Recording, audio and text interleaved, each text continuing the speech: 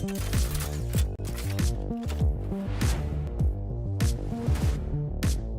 everyone to episode 10 of Nights Here to Spike Down. My name's Keith LaFortune, and joining me once again is Sean Gares. We'll cover last week's matches, look at teams and players that really need to kick it into high gear, and of course our predictions that last week were kind of scuffed. Some of them worked out. I'd say most of our predictions were pretty good, but last week's games were kind of crazy.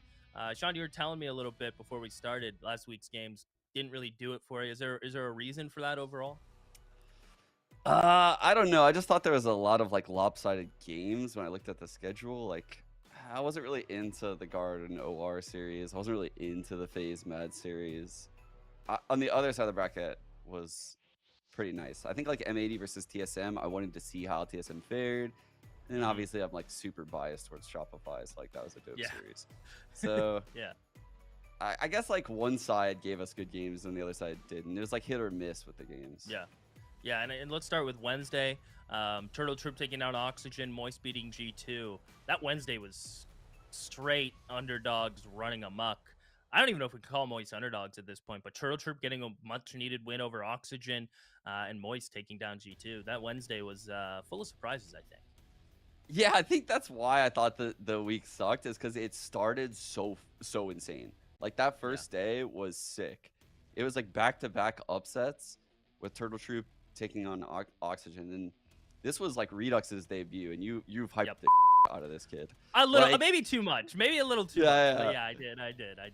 I was expecting like Jesus Christ to literally enter the server and just slaughter everyone. Like, I didn't know what to expect when I was watching him, but he was actually very good. This was a series where I felt like with a little bit more experience, probably Oxygen ends up taking it. But because of the fact that they looked a little bit, I guess, like under prepped with this lineup, and also you have to keep in mind, dude, their average like so low. Like two 16-year-olds, Pooney's just 20, Scuba's 19, 20. So what? Mitch brings the average up, but it's probably only like 21 if we did the math around there. So, bro, Bonkar's literally running a playground. Like he's literally running daycare. Yeah, like I was talking to my friend about this. I'm like, I couldn't even imagine IGLing that team. Like, it would be very difficult because there would be a lot of. Usually, when I think of like building a team, kind of like what we did with 100 Thieves, I want a lot of like experienced players on there, and they have some experience with like Mitch and Scuba, and to an extent like Pony. I guess he played with Steel for a bit, but man, it's very hard when you're teaching a couple players a lot of the fundamentals simultaneously. Like they're going to have a lot of very high highs and maybe some low lows. And then eventually they're going to figure it out and start owning everyone. Either that or they're going to implode and die. That's my prediction for Oxygen. Yeah, and I mean, I was talking to them too, and they're like, yeah, we're finally starting to figure out what our strengths are, how to mid-round properly, and Mitch is doing a lot, and he's microing sometimes, and, you know, we still follow really good game plans, but I think what Bonkar is really instilling in them is these strong fundamentals and trusting each other and really building that team up, because, you know, the young players aren't afraid to make plays, but it's like, are they always the right plays? Are they crazy plays? So there's a lot of work for Bonkar to do. I think he's done great. And this split's important for them, and I think they need to kind of start to figure it out. They should have some time now, but with that Verno Redux core leading the way that match, it was cool to watch. I think maybe the biggest upset of the week, realistically, or close to nearly biggest upset of the week, would have been what happened Thursday with OR Guard. OR pushing the Guard. When I interviewed the players, they're like, man, we really should have won that series. We really messed up. And it was, what, 13-11, 13-11, back-to-back maps. Surprising, I think, to see OR push the Guard that hard.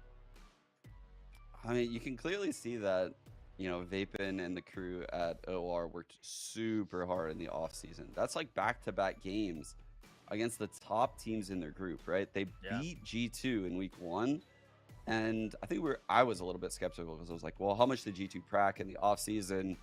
Let's see how they play against the Guard. And honestly, like after that series, I'm left having the same amount of questions, right? Because they played the Guard super well, but they just couldn't get it over the finish line.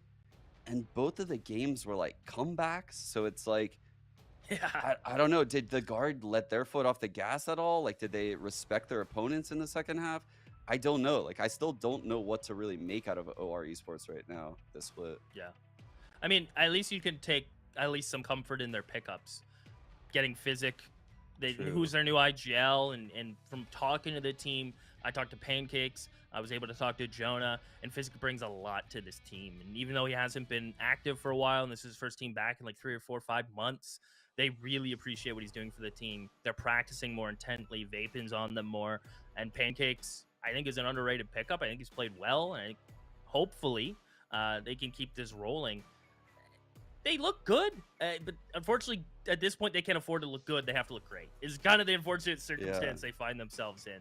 And Shopify taking down DSG, they ran it back. Ye was doing his thing. Exalt came in. Shopify needed this win, and they got it in the end. And I think we talked about that. Kind of Shopify need to win every game, pretty much. Yeah, Shopify really need to like get the ball rolling because, I mean, we were talking off air. It's about points, not where you place in this specific split. So what happened in the first split actually matters a lot for Shopify. They didn't get a lot of points, obviously, from that split by not making playoffs. So it was big to get the win over this like hobbled DSG, right? Where Steel was replaced by Exalt for this game. And Exalt was apparently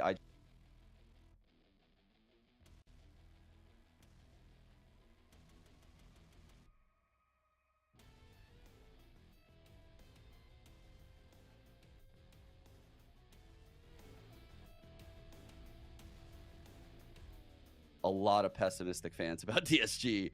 It was like no optimism about Shopify. It was all like, what the F are DSG doing? Like, this team is so bad.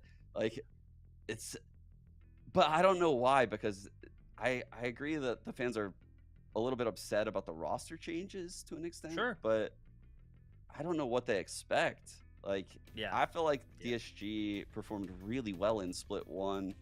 Even getting into challengers was a huge accomplishment for 100%. Steel and the roster they built, and it just takes time in Valorant. Like, I don't know what like the DSG fans expect.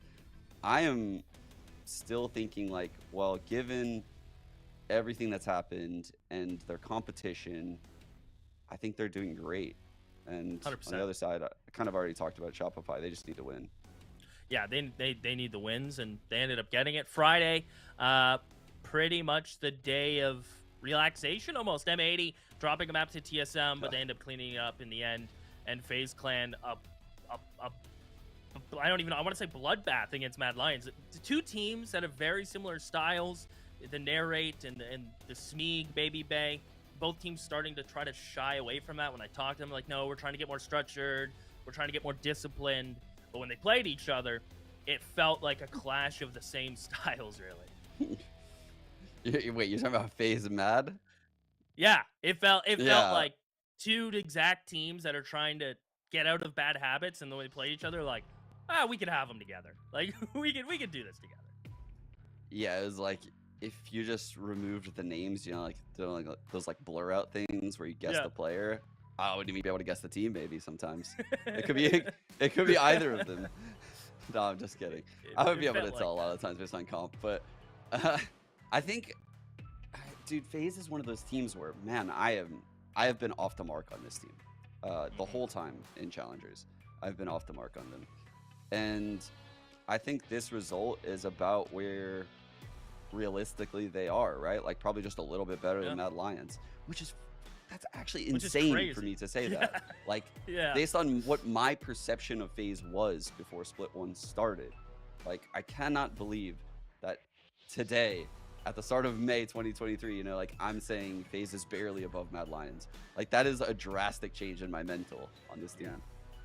And they've gone through changes. They have Poise playing 3 different agents over 3 maps. They have Mame playing Raze, Breach, and Viper on Split, Fracture, and Pearl. So they have that diversity, they have that depth, but still just, I mean, a win's a win. You can't say anything about that. I think Superman played up to the Superman we know of old this series, which was great. 6 first kills, no first deaths. He's been the clutch master this entire time. We'll talk about him a little bit more later, but really good performance. As you said, barely better than Mad Lions, which isn't the best feeling or the best thing to say. Hopefully they could turn that ship around. They really need to. Another team like Shopify that need wins bad. And now we're going to look ahead. They lost 10 straight, dude. They lost 10 straight maps before this game. I actually forgot about that. You talked about the Sea of Red. Yeah, they definitely. This should be the start, and it's kind of like Shopify. As soon as you get that win, you get that green, you're like, okay, it validates some progress. It gives us some confidence, and hopefully they can roll with that forward. And let's look ahead. Obviously, teams that need to improve. Kind of general thoughts on a few teams, and it seems like from the outside, G2. I put down G2 having issues, but I don't know if that's fair to say, or it's G2 taking a foot off the gas to kind of experiment and practice a bit more. I'm not too sure. How do you kind of feel about that?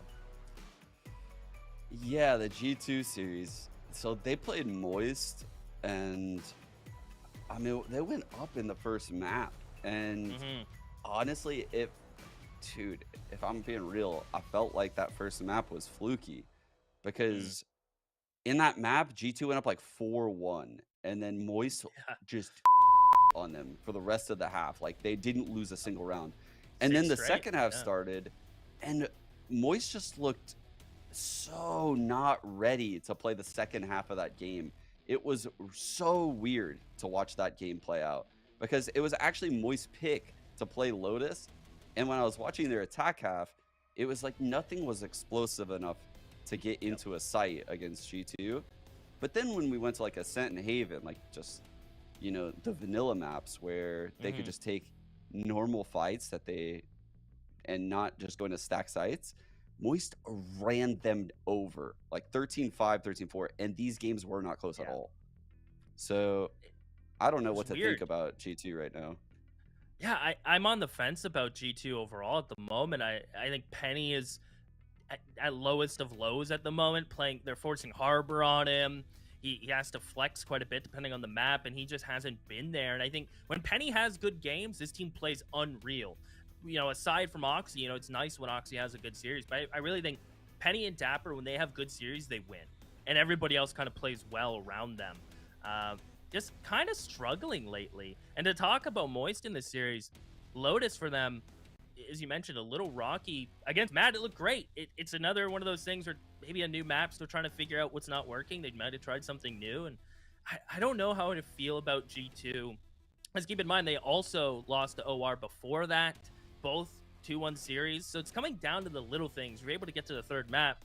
You're losing either opening rounds, your mid rounds are poor, you can't win clutches. And maybe it's just a combination of that right now for G2. I don't know. Again, they don't have to win, but for seeding purposes, and you still want some points to split, you really don't want to get 5-6 seeded heading into playoffs and playing Moist again, like realistically, or Oxygen. Yeah. That would be an awful first round game. Oh man, you don't want to be at the bottom of the seeding pool because you're almost you're ensuring you're going to be playing like an M80 guard Moist type of beat in round 1 of playoffs. And I don't care how confident you are, like I don't care what form you're in. At best, you're getting a coin flip if you're playing one of those 3 teams.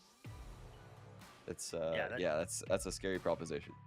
And hopefully they can turn it around. Granted, I talked to a few of them. They're like, yeah, you know, we have to be cleaner. We have to fix our fundamentals. But overall, you know, we're trying to experiment a little bit, you know, this split. And M80 kind of had the same vibes, but I feel like M80 are so comfortable right now, and their agent pool has been kind of the same. They kind of need to diversify. And I think G2 just need to take this time and fix their issues and practice some comps, and hopefully we can see them turn around. Another team bringing in a new player, Oxygen, bringing in Redux. Felt they looked okay. You mentioned it quickly. You felt like Redux looked decent. I probably overhyped them. I was, you know, I pumped his tires a little bit. I'm a Leafs fan. All we know how to do is hype up players. We don't know what defeat feels like. Crying. But you know, I felt like they looked okay. As you said, just need more time maybe with Redux. Yeah, I think they'll just need a little bit more time. I was kind of I wasn't expecting the world out of Oxygen in this game. Like, I wasn't expecting to blow me over tactically or like just dump on Turtle Troop. I really wasn't. What I was looking for was like, how did Redux move around the map? Is he comfortable in Killjoy? You know, did he have presence in like the late round? Was he like afraid to take fights? And I think he played a really good game. And I'm pretty optimistic about him moving forward, even if it has to be on a Killjoy role. But there's definitely some role problems on this team, unless, of course, you know, someone makes like a career-defining change, like Redux playing Sentinel. That's what would be necessary to make this all work. Yeah, the only unfortunate caveat to that is time. The one thing they don't have. So True. it's we'll see what the leaf they can turn over. And DSG exalts in. Seems like Steel is out in the shadows for a little bit. It feels like he's benched. They're at least tweeting that they're not making any changes for this next week's games. So Exalt staying. How do you feel about their performance overall with Exalt coming in, new IGL? It felt okay. I think the split was really the only map that I felt they looked the most sloppy on. Yeah, I think they looked a little bit readable in like the later stages of that series, and I would even be inclined to say the way that they won on Ascent felt a little bit fluky. And I'm saying that very delicately because obviously I'm on Shopify, so I do have bias. But when I remember while watching that game, like a couple of the rounds they won, I don't know if there was like a thrifty in there or Yeah, there was like a couple clutches or like timing peaks that went really well. And on the attack side of Ascent, you only need like a few times for that to happen, right? It's not like you need 7 or 8 attack rounds. You don't need that. You just need a few to get through on Ascent. And it just felt like DSG got several of those on attack. Mm-hmm. And that's kind of on Shopify. Like Shopify looked pretty bad there. And I don't know if DSG would get that again in another series. So while they won a map, I don't think DSG looked that great here. Yeah, I think it's a long road for them. Being one of the teams I think have made the most changes up there with Mad Lions. It's hard to find consistency as a team and a unit with changes, and especially if you've had role issues. They said they brought Exalt back because they felt like they didn't have a pure initiator player, right? You bring Ye in, even though you already have a duelist player. Now your duelist player has to flex. It's felt like a lot of forcible changes that players take time to adapt, and the season's not long enough, unfortunately, for that. We'll see what they can do. Their next up matches are really pivotal for them. They almost have to win out to have a chance to get points this split, or at least points that matter, a significant amount of points. And let's talk overall teams that need to kick it in high gear. We kind of made a quick little list. Teams that are kind of cuff teams that, to make 5-6 and really get comfortable and need to really start winning faster than the DSGs and faster than the Mad Lions and faster than the ORs is FaZe, Shopify Rebellion, Turtle Troop, and TSM. These teams, I think this is the week they need to kick it in high gear. They need to all win out, essentially. Yeah, I mean Shopify play M80 this week too, so that'll be a rough game for them. After that, I think it gets a little bit easier for them, but pretty much the rest of Shopify's games are super important, like you said, right? They play M80, I believe. Yep. They play Oxygen and Turtle Troop still, so none of those games are gimmies. They're all difficult, and you would argue they're probably underdogs against M80 and Oxygen, and maybe about close to even against Turtle Troop. That's kind of crazy for them. And then G2 sitting at 0-2. Like, even though they play second in Split 1, like, they are really screwing themselves here. Yeah, and seeding, we talked about, it really matters. Especially, I mean, yes, playoffs is a double elimination bracket, but you do not want to go out in the first round because it's 3BO1. There are 3BO3s on the top. You lose right away. You have to play an extra, 2 to 3 best of 3s. That's brutal. That is just not fun, and nobody wants to do that. So we'll see if these teams can kick it into high gear. Dude, you mentioned FaZe. I'm just realizing. So they're chilling at 1-1, right? They lost against the Guard. Yeah. They beat Mad Lions. They still have G2 and Moist on the horizon. That they have OR this week. So imagine if they were to lose against OR. Like that might be Raps. That actually might be Raps. Yeah, exactly. So while this game might not seem sick on paper, FaZe versus OR actually has a lot of implications for FaZe's probably playoff hopes. Yep, 100%. And a lot of these teams are going to start feeling it. If you're not Oxygen, you're not G2, you're not the Guard, you're not M80, and maybe Moist, you're kind of feeling the heat right now because there's only 8 spots to make playoffs. There's going to be some people left out. And man, I'm excited. This week is extremely important. The next 3 weeks are super important, but this one particular, it's kind of do or die time. Let's quickly go through a list of players that have impressed us, players that have kind of stood out. We put the tandem of Fly and Aprodo Fly is in-game leading, just to clarify with everyone, that Broda's kind of the backup man. But they're looking like front runners together. This team is looking so good. And to Fly a play like he's playing while IGLing, he's peaking at the right time. Flya is so goddamn good. He actually, I'm gonna give him a shout out. I think he just released like a frag movie or something, right? Well, there you go. It was crazy. I'm gonna actually put it in Discord right now. I don't know. Maybe you guys can plug it. Maybe we'll play it. Maybe we'll show some clips while we talk. There we go. Actually, wild. But I have so much respect for him because he's playing this initiator role. He's in-game leading from the initiator role, which is, in my opinion, the OP thing to do. It's what all of the VCT, NA, IGLs are trying to do, but then they ended up realizing, you know, like we're not as comfy on the initiator role as we are in the sentinel role or the controller role. So now all these VCT, NA teams are like going back to their old forms. But truly, IGLing from the initiator role would be optimal because you control how your team gets info, you control when your duelist entries, or how to set up a teammate with a flash, or, you know, stall stuff out with a molly. I think the initiator has the most control over a round in Valorant. So in my opinion, Moist's success probably reflects directly on Flya's success, and it makes total sense why this team is succeeding. Yeah, I totally agree. And it's great to see. I know Fly has been given the short end of the stick in multiple situations throughout his career. To see him come into this team and push this team of underdogs that we kind of, at the beginning of Challengers, kind of went, nah, you know, they could be good. And we've been humbled, and they have improved, I think, the most out of anybody else. Let's speed run these next few. Seven's next up. Another young gun, starting to find his own, I think. He's really starting to grow into this player that people should be kind of looking out for. Yeah, I think like a lot of people after the Chamber meta were super critical of that kid. Like, man, people were harsh on Seven at that time. And I just knew from playing with him, he had like a really good attitude. He was super snappy mechanically, and he just needed some time to find whatever role TSM was going to put him in. And hella respect for TSM to not caving to the community and giving him some time to like settle in, because I think if they listened to the community, they wouldn't be, you know, enjoying the benefits of the labor of like growing this kid 100%. And allowing him to be able to play all these roles in this meta, because he looks really good right now. Yeah, and I think he's only going to get better. He's young. Every time I interview him, he's like, I'm so new to this. It's like, it's okay, dude. Like, you know, like, do your thing. Like, you frag out, do your thing. Next up, somebody who's used to all of this, multiple game champion, and coming into, you know, this phase roster and continuing his push is Superman, the clutch king. 5 out of 12 clutches, 42% clutch rate, a 31% headshot. It's good to see Superman finally get back to the Superman of old and flexing a little bit of KJ in there, which I like.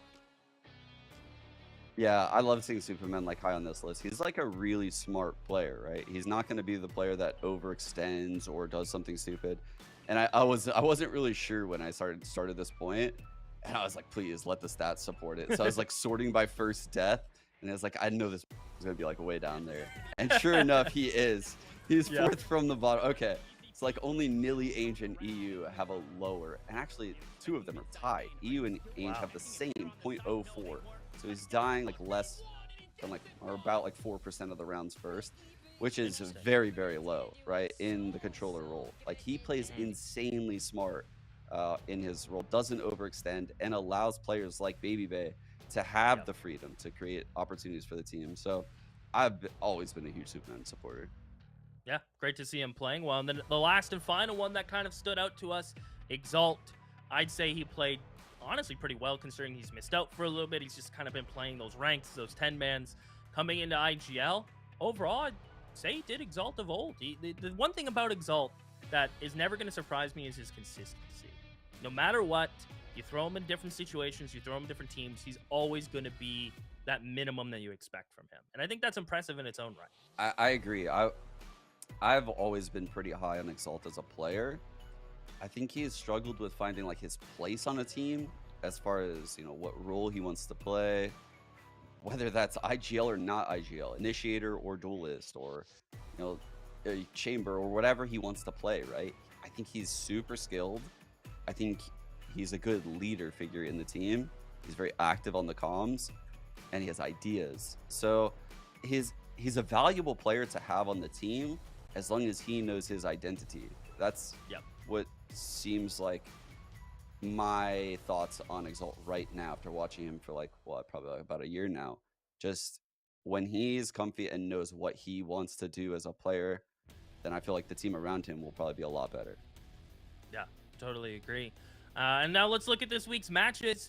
I'm going to preference this by saying this week is super important. This is the kick it into high gear week. Almost do or die. That would be the last 2 weeks. But you don't want to have it so your last 2 games have more importance. You really want to just alleviate that pressure and lay it on the line this next 2 weeks. And because if you're leaving it to your last game to make do or die in playoffs, that's not a great feeling. So let's speed run these ones. We'll start with Wednesday. We kick off with Disguise, Turtle Troop, FaZe OR. I'll let you kick it off, Sean. What are you feeling? Does Disguise take this? Turtle Troop beat Oxygen, but Oxygen was like kind of a new team. You know what? I think I'm gonna go with the upset here. I'm gonna go with Disguise over Turtle Troop. I actually think Turtle Troop has looked better so far this split. So this is like actually kind of me going out there. I don't feel like Disguise has looked like the better team. I just think they have some really good pieces, and it's about the time where it should click, if it were to click. Okay, I like that. I'm going to agree with you. I'm going to go Disguise as well. I think it's time to get a win. And I think they look decent against Shopify, and they're just a week away from this match. I think they definitely have time to clean that up. As far as FaZe OR, I'm going to make the second hot take of Wednesday. I think OR beat FaZe. Dude, I was thinking about doing the same thing. But I don't want to have the world burned down. I'm going FaZe. Yeah, FaZe need the win. FaZe really need the win. Yeah. If OR have to pretty much win out to have a chance to even get points, and who knows if that's going to matter. So yeah, FaZe need the win. I like watching the world burn sometimes. So we'll take it. Thursday, M80 Shopify, the Guard, Moist Moguls. What a spicy Thursday. Perfectly placed in the middle of the week. Shopify need a win, and Moist Moguls, they don't need a win. But man, they're going up against the Goliath. I'll kick it off. I'm going to, unfortunately, you're biased.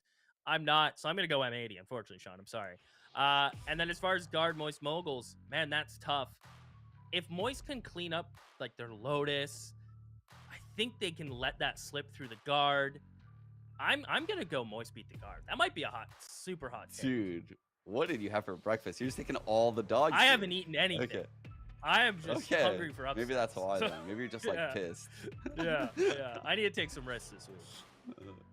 Okay, I'm gonna go full copium. Okay. See, I actually have to favor M80. Like, there's no way. Yeah. I feel like I can pick Shopify there. I'm going to root for them, but I think logically I have to pick M80 in that matchup. And I wanted to take Moist, but I feel like just to be on the other side as you, I'm taking the Guard. Because there's no way we can both take the same team in that matchup. Fair. That's understandable. In Friday, G2, Mad Lions, Oxygen, TSM. I'll let you do your hot take first. I think the only one you'll have a hot take on is Oxygen, TSM. Yeah, no way am I picking against G2 here. It's like kind of must-win territory for them.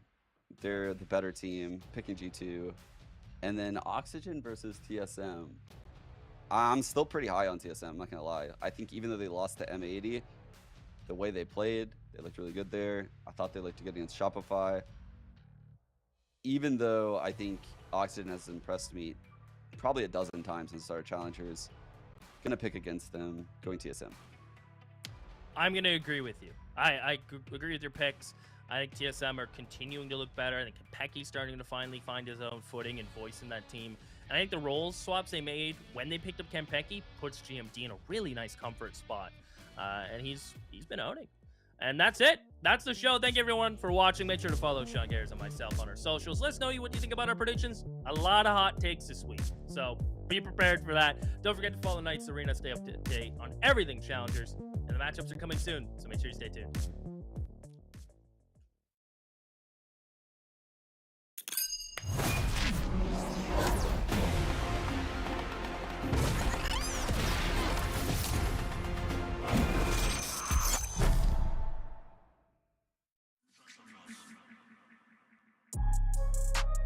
Lately it's looking like everything perfect. Out the mud with it, I put the work in. You can find me where the turf is. Pin precision like a surgeon. Bad ones used to curb me. Showing up to the show when the curve split. She know that I'm worth it. I'm finna go from area. I got the hit stash, got a bracelet for impact. Real tricky, quick to flip a pretty penny to a thick stack. Quick stat. Think fast and I talk real. I give a fuck about how they feel.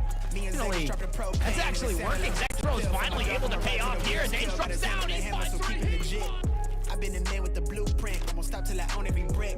I used to lay out in the line just to feel the world spin on its axis. Now I got the access and the last laugh got it off of the passion.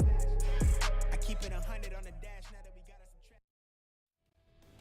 Welcome everybody to week 8 of the Knights Arena Valorant Challengers North America. This is at the point where it's do or die for a lot of our teams as they have been reforming, they have been fixing, but there's points on the line, and if there's wins to be had, it is now. Joining me on the desk to be kicking off the beginning of our week here, we have Tanner Metro and we have Dan Dread. And of course, if you want to join the conversation as well, you can do so in our Discord fan zone, pks.gg/fanzone. Week 8, Tanner, time has just flown by. Yeah, time is flying by. Week 8, but week 3 of our second split, and you heard it in the video, right? Things are kind of crazy.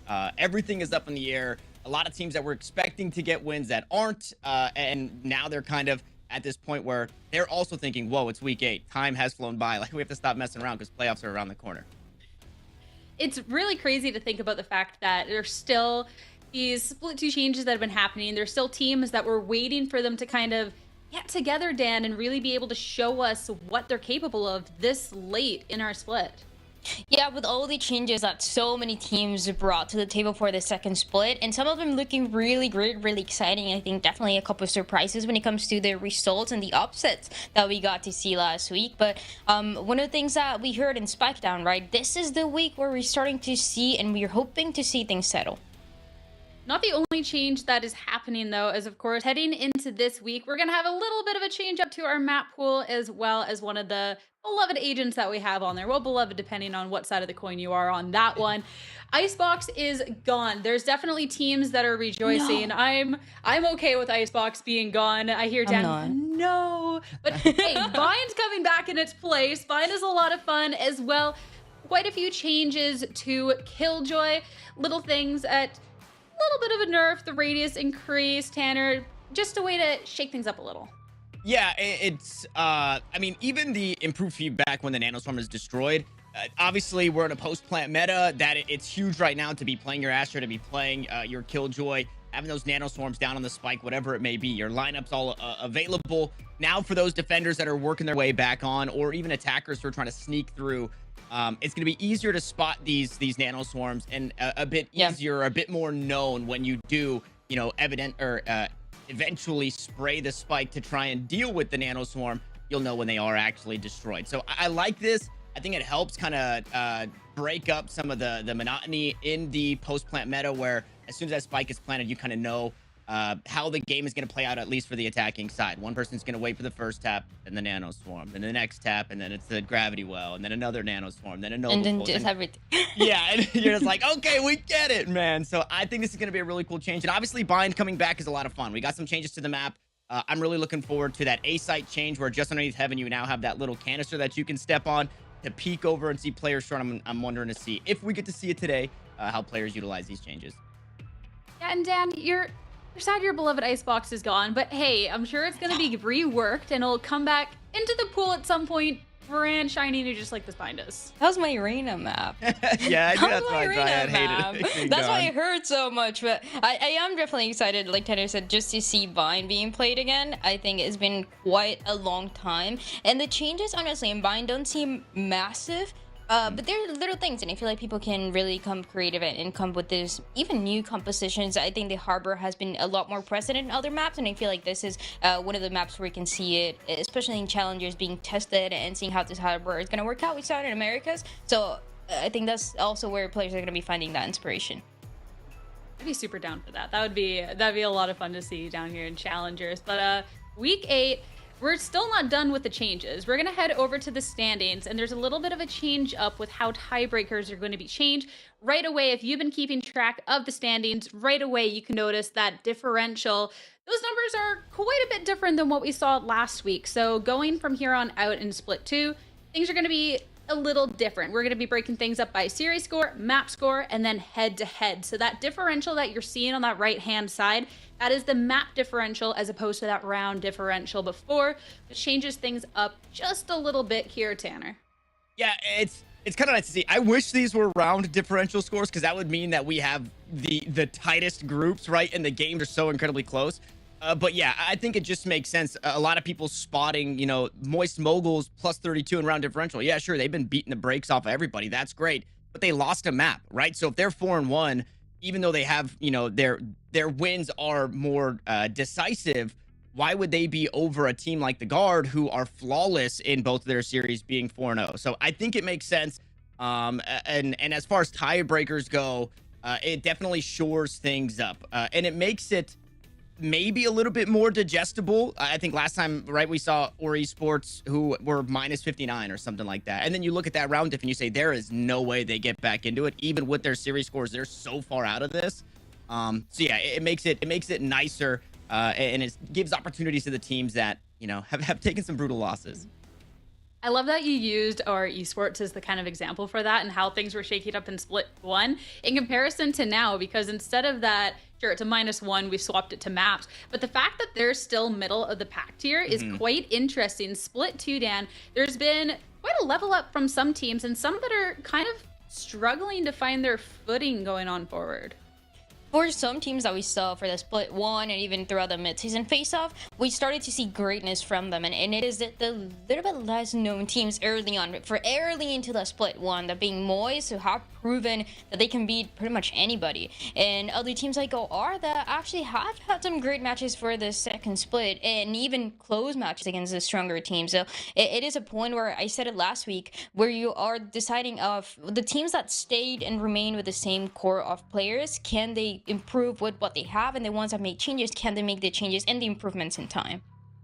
And looking at teams that have made changes, we're going to be seeing them today and starting things off. It's going to be Disguised going up against Turtle Troop. We're talking about teams that we know that there is good things there, but a little bit of a struggled footing to really be able to show us that this is the do or die here now in week 8 to really see everything come together. And hey, things have been drastically improving, so I am excited for that. With our drastically improving, looking at our later series, OR Esports, who came out of the gate swinging in Split 2, going up against FaZe. So today, surely going to be an exciting day, but let's start talking about our first series and our first team of it, and that is going to be Disguised, because we're talking about teams, Dan, that have had these changes looking into Split 2. Well, here's our first one. Yeah, one of the teams that has had the biggest and the most changes, and the ones that people are talking about the most for sure, right? A team that you can see for the first week and second week of Split 2 was struggling a little bit, still finding their footing when it comes to these changes, how the roles are going to work out. I feel like that's still a question that we're going to figure out today. But again, this is the week where you want to see results from them. Especially too this week. Continuing off of last week, we're going to see Exalt still here on the roster, not going to be switching it up. And I like that continuation, Tanner, of, hey, you know, we're gonna give it a smidge of time. We're going to see what can be coming out of this series today. Yeah, and, you know, I don't want to lean one way or the other, but, and it's not a competition, but, I mean, you look at the player cards there, you look at the player pictures, arguably one of the best looking teams that we have in Challenger. So if all things fail today, at least they have that going for them. We also heard it in the video, though, right, that their playbook looked a little tapped. They looked a little bit readable. I think it's to be expected with all of the changes they've made. Now they've got one more week of solidarity behind this iteration of the roster. So I'm excited to see what they bring this week. Yeah, and with this highlights, I mean, we got to see them go up against Shop last week, and there is definitely some good things, but going on to that last map, a little bit rough. But we talk about the players that, hey, got the most amount of attention, the most amount of people talking about them when they joined the roster. Dan, you know that was Yay. That was such a huge addition to this league and to this team. Yeah, of course, and again, it's a team that hasn't found the answers just yet, but you can see that the changes and the little improvements that the team as a whole has made. Of course, when you're being led by the one entry that's going to be Ye, it seems like it is the perfect opportunity to find some space. And I know we have a quote of a tweet actually from Ye talking about that, saying, you know, we had close opportunities for that week number 2, but for this one. For this week number 3, we'll do better next week, I promise. So, you know, Ye is making a promise here. We want to see how it goes. I do briefly want to add that the Split was Vic's map. Split, although he didn't drop a 40 bomb, I feel bad for the Skies because of the rounds that they were getting themselves in winnable positions, and then Vic was just making sure it didn't happen. So a big shout out to kind of making this tweet possible is Vic from Shopify Rebellion. Who just had a really strong map 3. Sometimes it goes like that. You play great all series long, you get to that map 3, and somebody turns that dial up to max, and what can you really do up against them? But we'll have to see what Disguise can do going up against Turtle Troop today. Turtle Troop, Dan, being one of those teams that's quite interesting. Also, it had the roster changes as 2 of their members left for another team. But hey, Turtle Troops, they're still trooping. And they're looking really good, actually, with this new version. Governor, I feel like it's always a player that is talked about. No matter what team he's part of, no matter what kind of performance that we see from him, is always great. It's always to a high standard that he holds himself to. And even with these new additions, especially Rossi, I like the way they're combining these ideas, and they're introducing new cool things for the Turtle Troop squad that definitely needs the wins coming up. That's for sure. And Tanner, when you think of Turtle Troop and what they've been doing here in Split 2, what's the first thing that comes to mind for you? First thing that comes to mind is, like Dryad said, Governor, who's really started to fill these shoes of an impressive Jet player, like a really strong duelist player. And when I think about this matchup specifically, obviously we're in like the soup of Group A with a bunch of teams that are 1-1, and a team that's 2-0, and a team that's 0-2. So this, a win or a loss here, I guess I should say, would keep things in the scramble. A win from Turtle Troop would put them in a really good spot. But also, this is one of the matchups that's probably going to have the most eyes on them. And we know that this team is looking to find a home. And players like Governor, right, you can look at this as a huge opportunity, not only to sell yourselves as a team, but as an individual, right? Can you diff Ye, the guy who is regarded as the #1 player in the world at one point? So I think that's what it really comes down to. I mean, the highlight reel of Governor really just getting it done here. It's really nice to see. Yeah, something that has plagued Turtle Troop a little bit is some of these games that they have going on, things being pretty close, but going up against Oxygen last week, Dazzle tweeting out, hey, we broke it.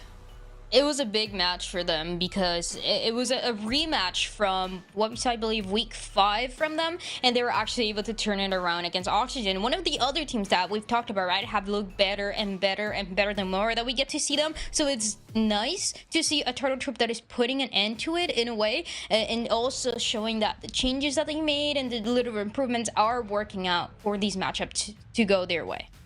Yeah. And I liked our little diversion from talking about Governor, because hey, this is the whole squad, this is the whole troop here we got to talk about. But let's talk a little bit more about him and what he was able to be pulling off in the series last week, going up against Oxygen here, Tanner. Yeah, I mean, this is just what you need to see. There are teams who have really strong performances. I think Turtle Troop, I mean, you even look back to their loss in week 1, right? That was against M80, and the maps, they were down but never out. It was actually kind of crazy the way that Turtle Troop were putting up numbers against a team that maybe came into it a little lax, maybe underestimated them a bit. But it's nice when you have a team of consistent players, but you have somebody who can perform above and beyond to kind of get you over the ledge that some of these teams need in these close matchups. And that's hard to find for sure. A Jet player, a duelist player that is always able to keep a consistent level, because there's so many ways to shut that player down. So they're coming up with different ideas, thanks to the IGL and thanks to the duelists by themselves, is what really puts this Governor player in the eyes of everybody. The fact that he got 18 first kills and he was doing this, like Taryn said, right, consistently, it's something that makes me so excited to see how that matchup is going to go between Governor and Ye. We'll have to see which one's going to get shut down, which one's going to be able to thrive. But before we head into our maps and the match itself, of course, we did get an opportunity to sit down with some of our players and see what they thought. I think Turtle Troop's a great team. I think they were even good before with the players that they had with Tig and Mame, and now they have Dazzle and Rossi. And I played with Adder before and familiar with some of the other guys on the team, and I just feel like, I'm excited to get in that match, and I really want to play them. I mean, like I said, I think all 6 teams in this group can beat each other on any day, on any map, really. I don't even think it matters that. It's just how each player and team is feeling that day and what, game plan they wanted to bring. I mean, Exalt, Ye, those are 2 great players. Obviously, Ye is he's a world champion, right? That guy's pretty good. So, but I mean, at the end of the day, he's just a player on a 5-man roster. So we're just gonna play our game. Really, we don't really focus on so many other people and what they're gonna do. We're just, as long as we play our game, we know we're gonna win. Yeah, like you said, nothing to lose. I think it's probably gonna be a team that's gonna play a little less reserved, just more out, just pug style, and they'll come out swinging. And as long as we can match that firepower, I think we'll be fine. I mean, I think we treat it as any other opponent, right? Like we treat Oxygen the same way as M80. We're gonna take DSG as the same way as Oxygen, right? So we're gonna put in that same preparation and work for what we believe is gonna be best. I'm not too sure. Let's say we have a specific couple players that we want to target. Let's say we're like, oh, this guy is at this bomb site, he sucks or something. But I don't think it's gonna be anything like that. Usually that's not how you want to play.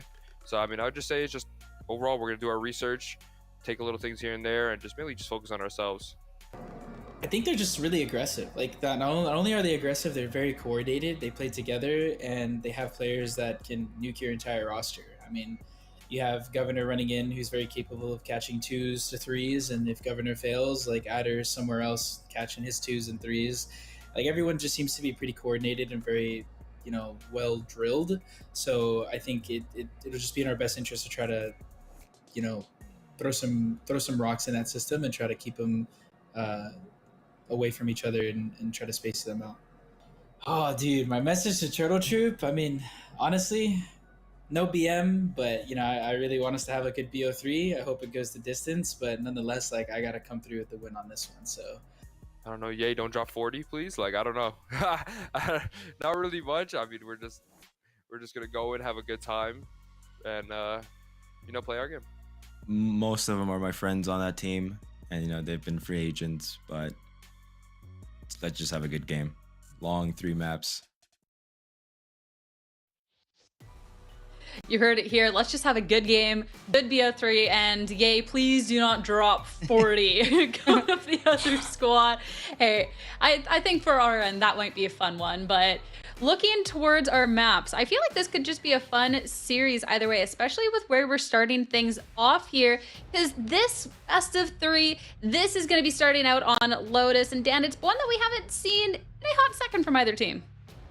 Yeah, this is actually super interesting, seeing this Lotus first, because like you said, we haven't seen it for any of these 2 teams in quite some time. I did want to see the Vine be play out, but it's fine. I get it. Lotus is going to be good. I think we get to see a little bit of everything, right? We get to see that aggression that the players were talking about with Lotus, especially on the attacking side, and on Ascent, we can go back to that standard and see how that's building up for the changes that they've got.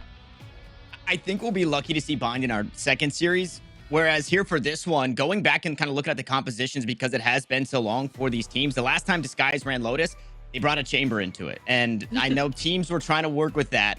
And I know that it's kind of silly because we've seen teams get away from it, but they do have Yay. So I think maybe there is a world where they try to make the chamber work again. So I think we could be in for some really interesting picks. It's either going to be that chamber pick for Disguise or something completely different from them, which would be exciting either way.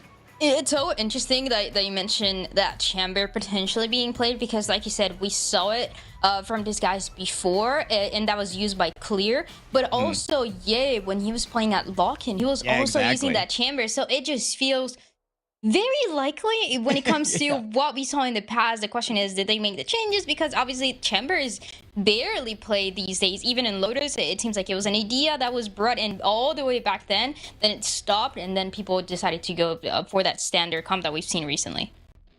Yeah, what I think is most interesting with these two teams, the fact that we haven't seen them play Lotus since week 5, is both of these teams have had the roster changes since then. Both have been switching things up. So things are already a little funky, a little interesting with things like the Chamber and stuff before. Turtle Troops, when they still had Mame and Tig.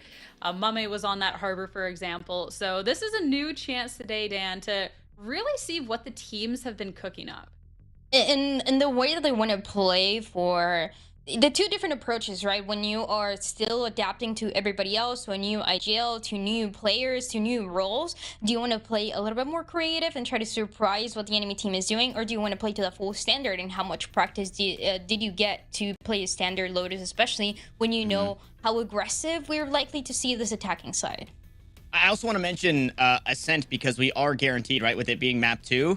And that we heard Sean talk about it in the spike down, saying they look a little figured out, that being DSG. They look a little readable, and that win felt kind of fluky. I think that kind of bodes well for DSG going into this one, because you can't really look at that footage. You're expecting them to not play like that this week, right? You're expecting them to be a bit more drilled and maybe have a little deeper of a playbook. So I think map 2 looks pretty good for DSG. Are they singing right now? Are they doing a little karaoke before Where's the the match mic check? Give us the mic check. We need that. That's what we need. Hey, love to see high spirits, and that's great going into this too, because the fact that we are here in week 8 and things are kind of at a funky point for some of the teams, because this is, I hate to beat this one to the ground, this is kind of the do or die week. This is where we need to see those changes come together. So seeing players relaxed and assuming confident going into this, Tanner, I think is fantastic. Yeah, I mean, Weeded looking like he just came out of the locker room, right? He's got the towel on his shoulders. He's ready to go. Also a player who so much personality. I think one of our strongest personalities kind of at the inception of Valorant as a whole. Really pioneered the Viper pick on a lot of different maps and was forcing that into places where we didn't really like it. But then we, now Viper's everywhere. Also has been playing so much more confident. So yeah, it is nice to see that these players are in great vibes coming into this week, knowing that it does mean so much. Let's keep those great vibes going as it's time to head over to our Lotus and our first map, see which team's gonna take that lead. I'll catch you two later. Thank you, Sierra. Dryad, we get it. We get it here, but do we get the chamber? No, we don't. No. Yeah, well, look, this is what DSG has been doing recently. They also had this slightly weird comp on Pearl where they were playing with no duelist, and once they bring up these changes, they actually decide to go to what seems like is working for everybody else. So definitely expected for them to go back into it, but it is going to be the first time that we get to see EA on this jet on Lotus. And clear that used to be the duelist for this team since last week. Week number 1, we saw him actually only playing controller. Week 2, he started bringing that Sentinel, that Killjoy, and it seems like he's going to stay for this map. And a bit of a change on the side of Turtle Troop. Obviously, a different roster here in this one. Last time it was Mummy playing the Harbor. Now there is no Mummy and there is no Harbor. Turtle Troop coming into this series 1-1 in the middle of all of our soup with a handful of teams there. DSG still chasing a win. At least for now, they'll get to chase the defense down as they choose the site to hit. And it looks like a little bit of noise out towards B to get us started. Oh, no way. That's a way to start. That's a way to start the bounce. Shy. I like that. Something that you talked about early on for Turtle Troop was the aggression here, but early patience before that C hit comes through. Bit of friendly fire there. We did.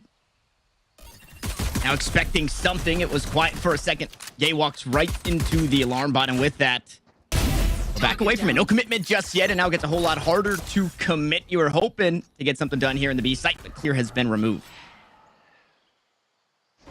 Kind of waiting for the smoke on the B side, but now having to wait longer as the paranoia comes in. And nobody to be found just yet. Weeded though. Down, C. I mean, parkour for Weeded here. He gets his 2 before he takes his leave. Now, I mean, you're just asking a whole lot 30 from Nerve seconds here, left. still sitting on a paranoia. Flash doesn't reveal, and unfortunately can't find the kill. Governor to find the first and the last in his Turtle Troop for the pistol. It's a good one there. All about the patience on the defensive side for Turtle Troop. And it ends up paying off. The smoke going off, Governor just holding onto it. I can't believe that's what we see first, but it's the way it goes. So good round here for Turtle Troop. One of the teams as well that on Spike Down, and we were also talking about, has made the most improvements, and they have actually looked better from week to week on the second split, and it's great to see. I think this guy has definitely been a little bit more shaky, but if he can start off on this defensive side with a good amount of rounds, I feel like they should be set up here for success. Yeah, I'm wondering, we talked about the playbook for DSG, and I'm wondering how deep it delves, right? What do they have cooked up for these eco rounds? It seems like trying to farm the orbs, working towards the Seekers for Exalt. He pays for it with 60 HP, so that never feels good, but he is one pip closer. Governor, in the meantime, a little bit more forward, and one of the things I like about Turtle Troop is something that we did said, right? Shaping as a team and feeling that confidence shaping up more and more. And you get to see in the small ways, in the way that they play so patiently for the pistol, and the way that they position Governor forward for these rounds. It's a team that is absolutely looking better and better. One enemy remaining. A close one there, almost losing a Phantom. Was Governor, but he dashes away to safety, and a near flawless here. Nerve finds the only kill for DSG in that round. And Turtle Troop, well, that was an anti-eco, so they secure it the way they should. It looks pretty good coming into their bonus, though, right? A Phantom in the hands, seemingly, of Rossi. Okay, investment here for Governor as well. They're looking to make this one hurt, Dryad. Round 3. One of the players that we talked about, not only being the most confident, but the most explosive would be the word when it comes to the playstyle that he likes to bring up. And I feel like an operator for round 3 is a way to definitely show us that. Gonna be positioned on this A site, though.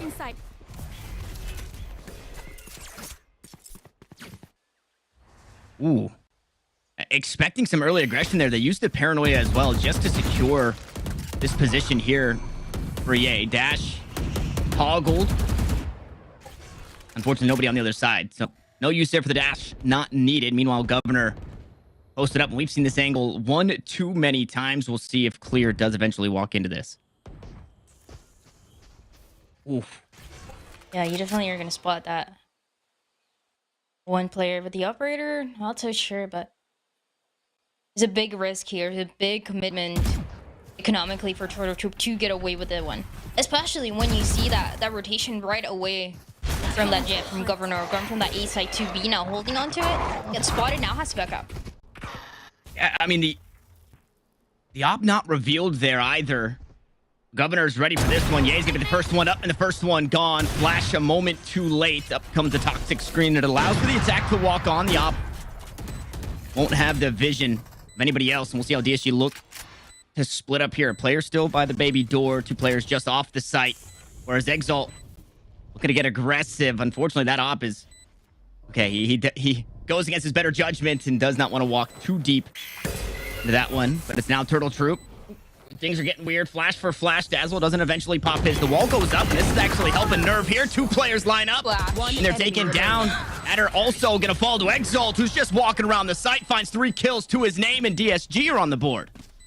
One of the bigger risks there. And trying to plan that hit for Turtle Troop for that retake.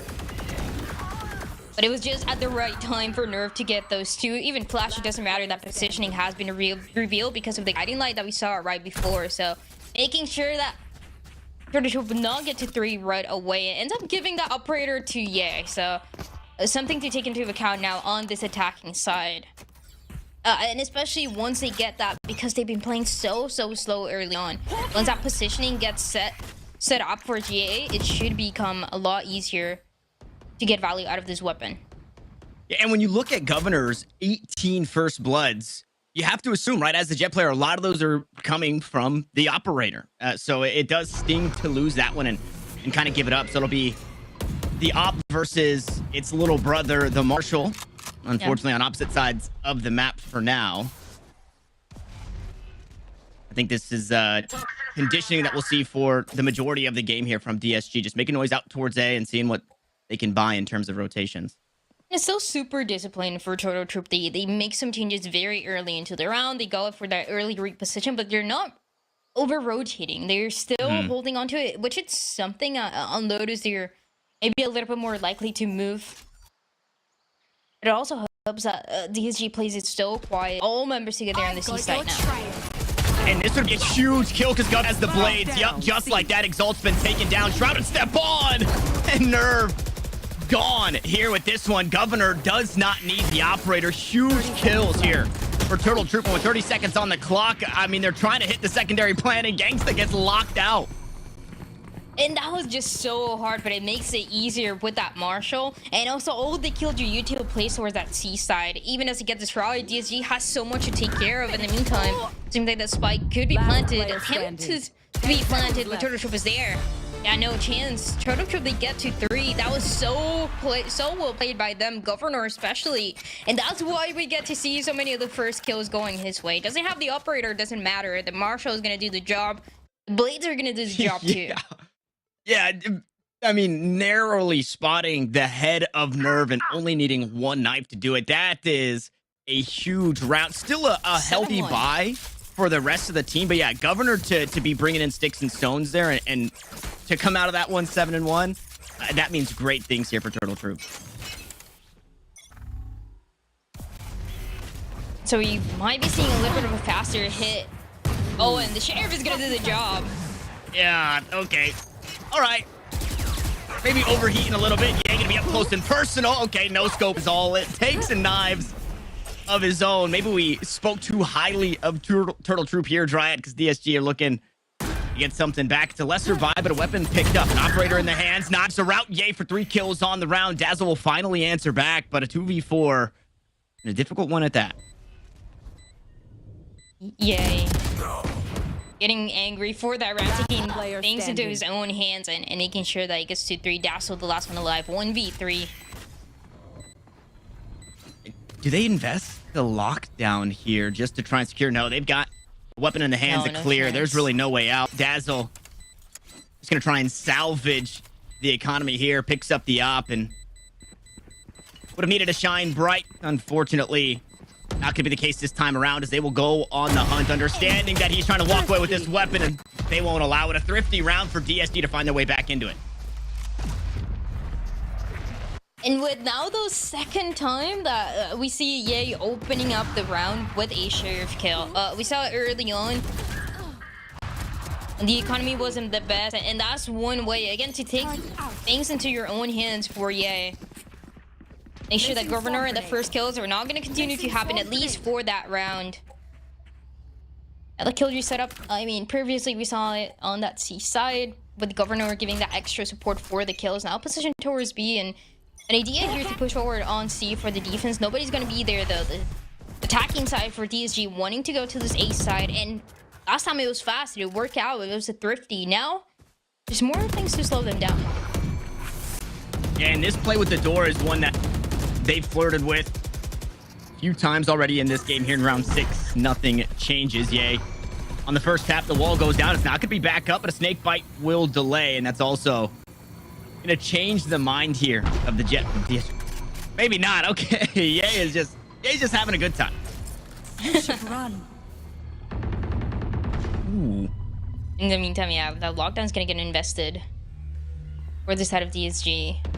On the B side, the Killjoy was the only one there. Yeah, oh, and they weren't ready for it. No way. I thought Rossi was going to be needed to bail Adder out. Instead, DSG walked right into him. And, I mean, that's with open arms. Clear walks out, collects 2 of his own, tries to back away, but we did. There on the answer. He's going to be the one to eventually sneak away from the fight. And Turtle Troop end this one. Player ahead. Shadows. 30 seconds left. But only one... and the 2 controllers on the other side for DSG. So you're gonna get that spike planted towards that B side. And this is where it gets a little more difficult. Seeing this reposition, a lot of that had to get invested. Some snake bites still gonna be available for Gangsta. And that info too for the Omen. Going to clear things out. I thought maybe trying to find a position for lineup, but instead they'll have to just work their way through it. A dark cover here. Snakebite down. Governor. I mean, that one didn't hit. Governor just able to take this one here. He's just going to stick it all the way.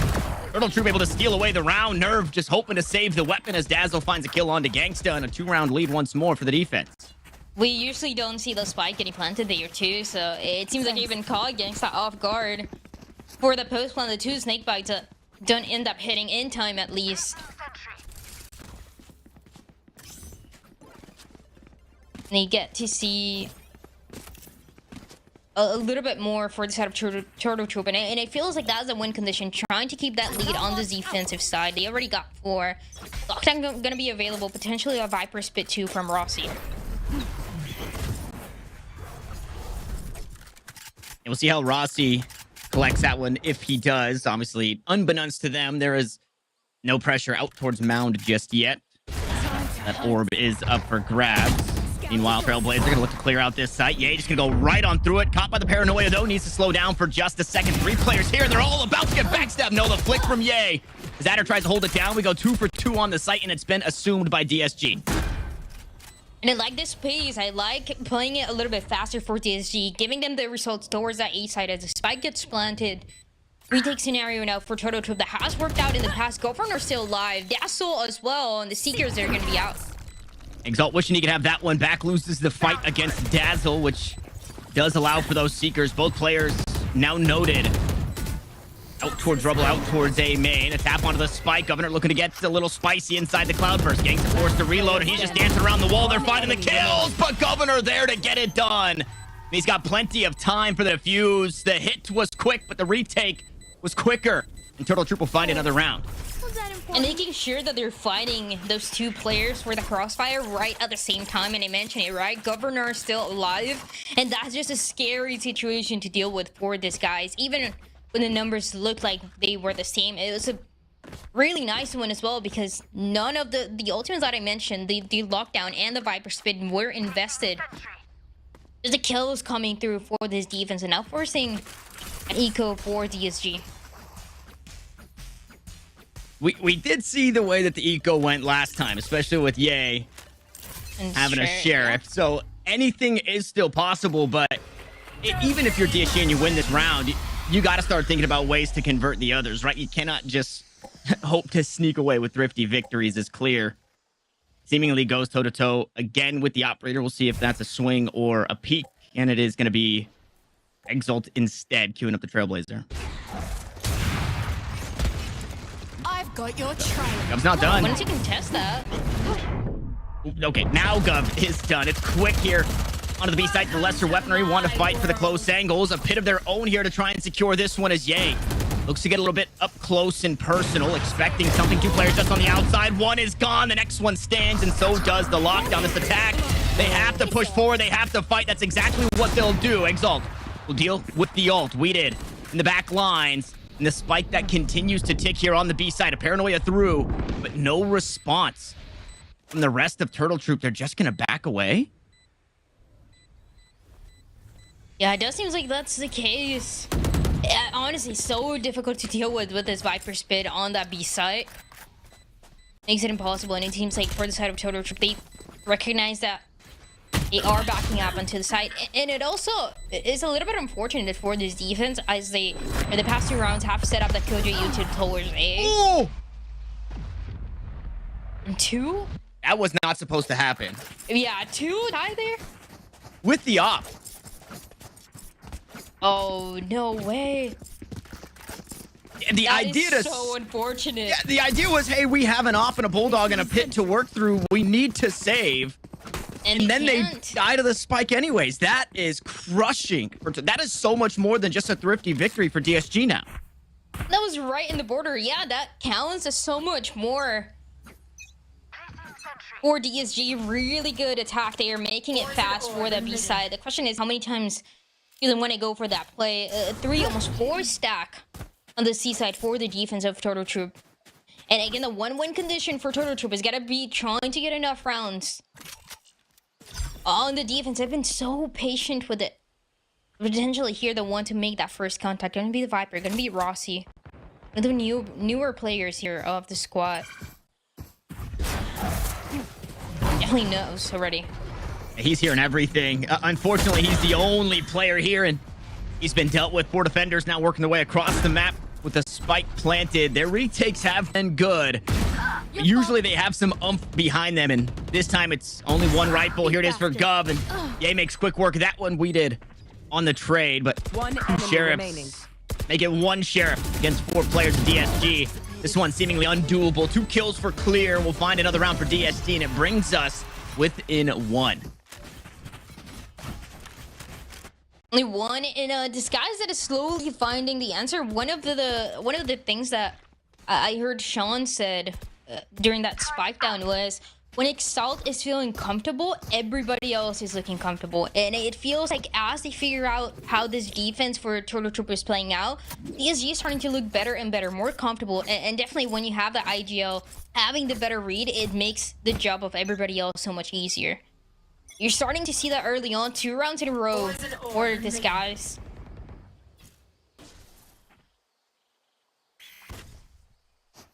And once again, the operator for Governor.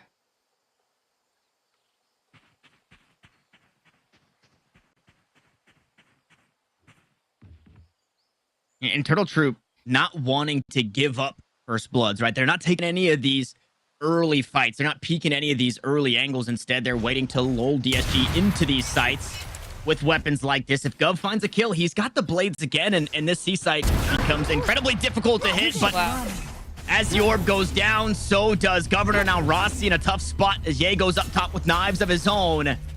Tries to find an answer to the defenders that are here, and this is, I mean, very soon to be, a lockdown, a detained Viper.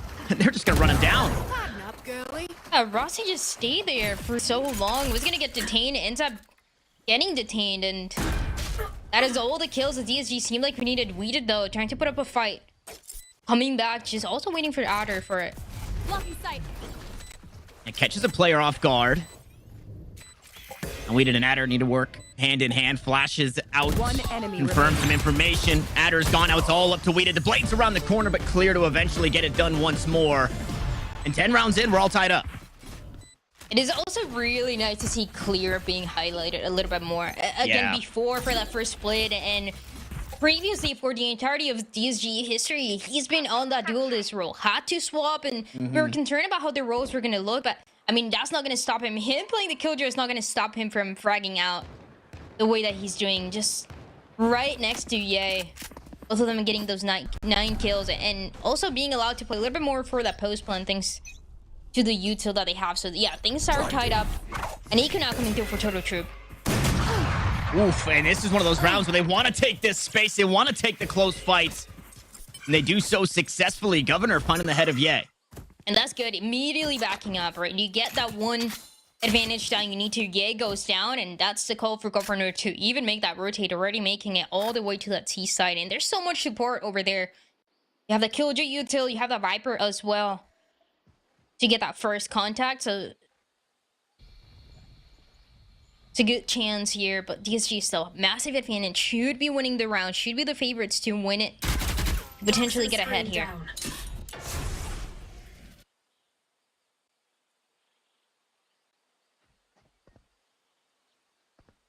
Exalt still sitting on a lot of utility here, but is just going to look to play contact, and it'll be the Seekers that do that for Turtle Troop. Trailblazer now used as Dazzle, oof, in a tough spot, gets tagged by that one, and chunks the AP.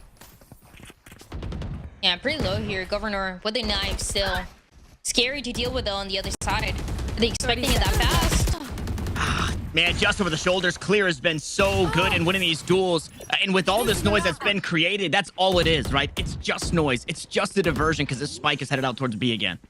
And that's kind of what they've been doing when we see that A presence early on for DSG. It ends up on the B hit.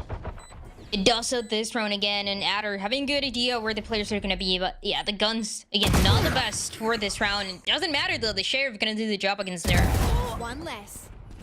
And Exalt, I mean, Exalt loves this position, right? I mean, box jumps at the gym become box jumps here on Lotus. All the way up into the spawn, he looks to go, and Weeded is not long for this world. The Sheriff and some damage, maybe. That should be about it as he takes a bit of his own, backs away from it, and I think at this point, doesn't want to be an ult orb for somebody. Maybe wants to go down to the spike. Oh, not like this. Exalt. Get a little spicy with it. Last round in the half. Definitely feeling comfortable now.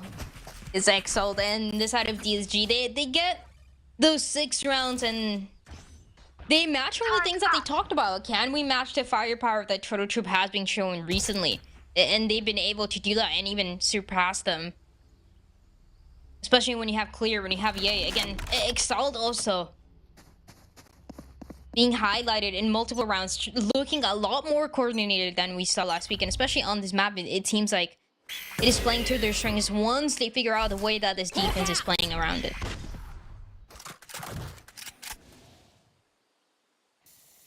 And a deep flash confirms players still inside A main. Poison orb emitting. It's a lot slower this time around, but look at the space taken out towards C-Long. Both Gov and Rossi already pushed up there to make sure that this is not going to be an easy rotation. And it could be a nice timing. Gangsta had already just holding into it for a little bit longer, still turning around, but I want to see if it goes for the full flank. At least from the Viper. Cover going out.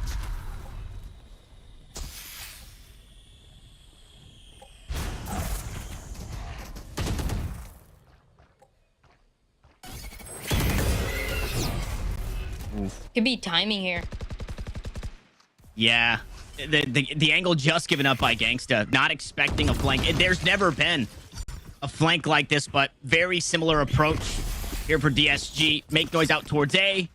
Rotate over towards B and see what the response is. But here comes that flank finally to fruition. A tap onto the spike. Exalt dealt with. That's the spike down with 25 seconds on the clock. Dazzle also find one to the back of Clear as they play around the cloud burst. Turtle Trooper just cleaning them up here, looking for a tied half, and it would take the heroics from Nerve.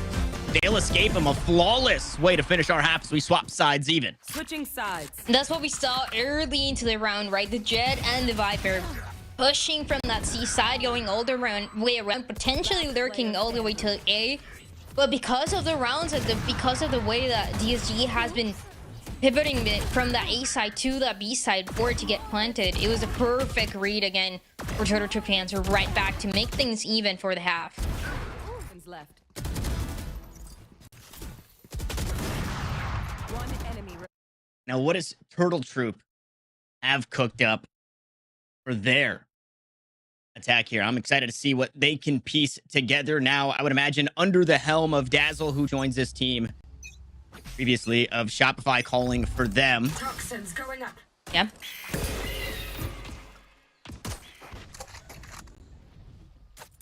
With the first pistol that ended up going this have a Turtle Troop now on the attacking side.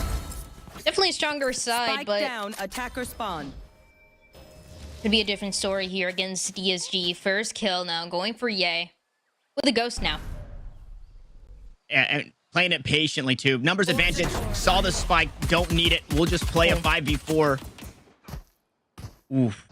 As things get a little spicy out towards C, Ye was flirting with the idea of maybe opening this door. We know that Ye likes the doors here on Lotus. He goes against his better judgment once more, backs away from it, and again, DSG very patient after finding that first blood. And this is going to be so difficult here. There's an Omen, there's a Viper on the other side of the C site.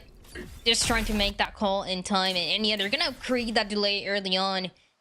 And losing we did so early on makes this round so much more difficult on the pistol. Cloudburst in, flash. Just behind it. Gov not detected just yet. Eventually taken down. 2 kills traded back though as Ye makes his way onto the site. Dealt with by Adder. The Killjoys here. How about it? 2 kills for Adder in this round. And it's going to take 3 from Clear as that Trailblazer goes wide. I don't know if it spotted him, but the regrowth available means the health bars just about topped off. No, completely topped off. So this round just became that much more unwinnable with an alarm bot and a turret to play with. 2 players around the corner. Finds the first. Can't quite nab the second. And the round belongs to Turtle Troop. We get to see a little bit more of Adder. That is also something that Exalt talked about. When Governor is not getting his 2-3 kills around, Adder is there to do so. And you get to see it on a map like this one that has also been so fun to watch for the Killjoy players at the top. trying to have the mental games, trying to have and take advantage early on of the teams, and that's still the second pistol going for the side of Turtle Troop. SG, they got the opening thanks to Ye. Couldn't capitalize from it. The hit on the C side was so strong. And everybody went down because of it. I was thinking this wall leaves them exposed, but we did also, or Rossi, excuse me, also using the orb there. It does allow for safe passage out towards rubble and gives you some more opportunity to play out towards A. Not going to be the call this time around for now. It's cleaning up orbs the best they can. And DSG expecting a full C sit here, or a C hit here, excuse me.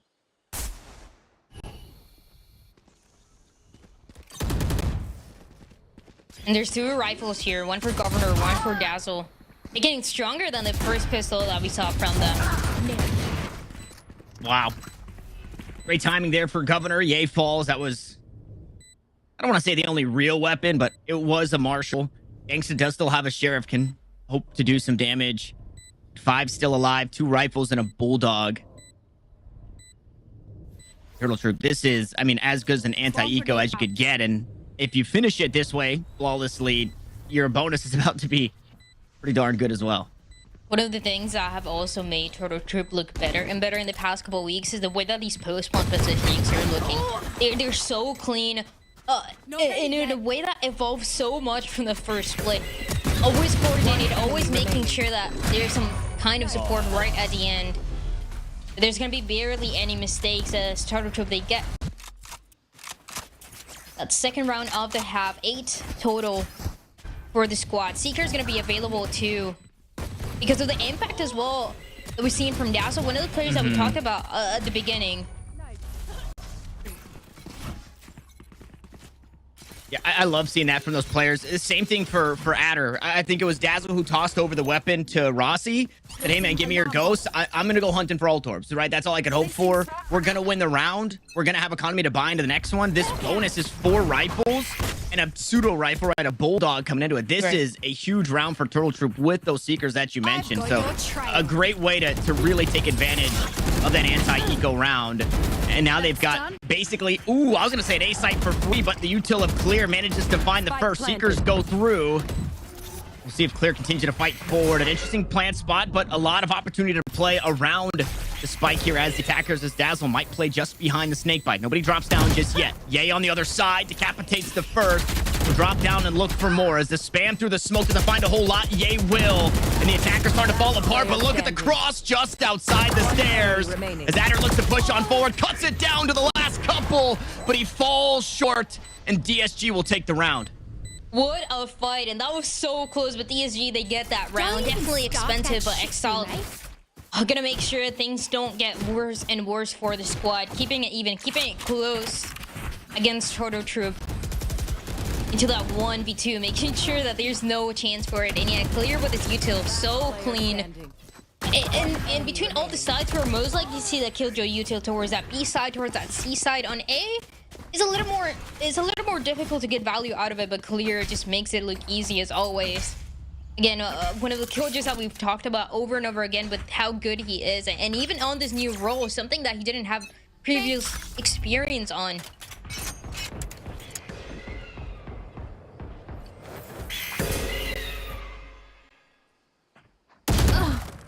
Oh, man.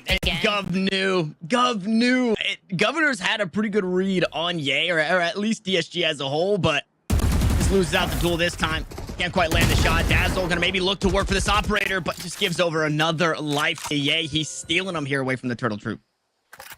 And like he said, Governor has had a really good read. That's why it seems like the economy for Turtle Troop, they're always thinking for that next round. They're always thinking ahead. We saw it buying the operator round 3 on the first half. Then we saw how expensive it was for that last round to get some kills. Always trying to make sure that Ye is not in these positions, is not having the operators, not having the kills that we just saw him get. But now Ye seems like in full control of how the first kills and duels are gonna go for DSG.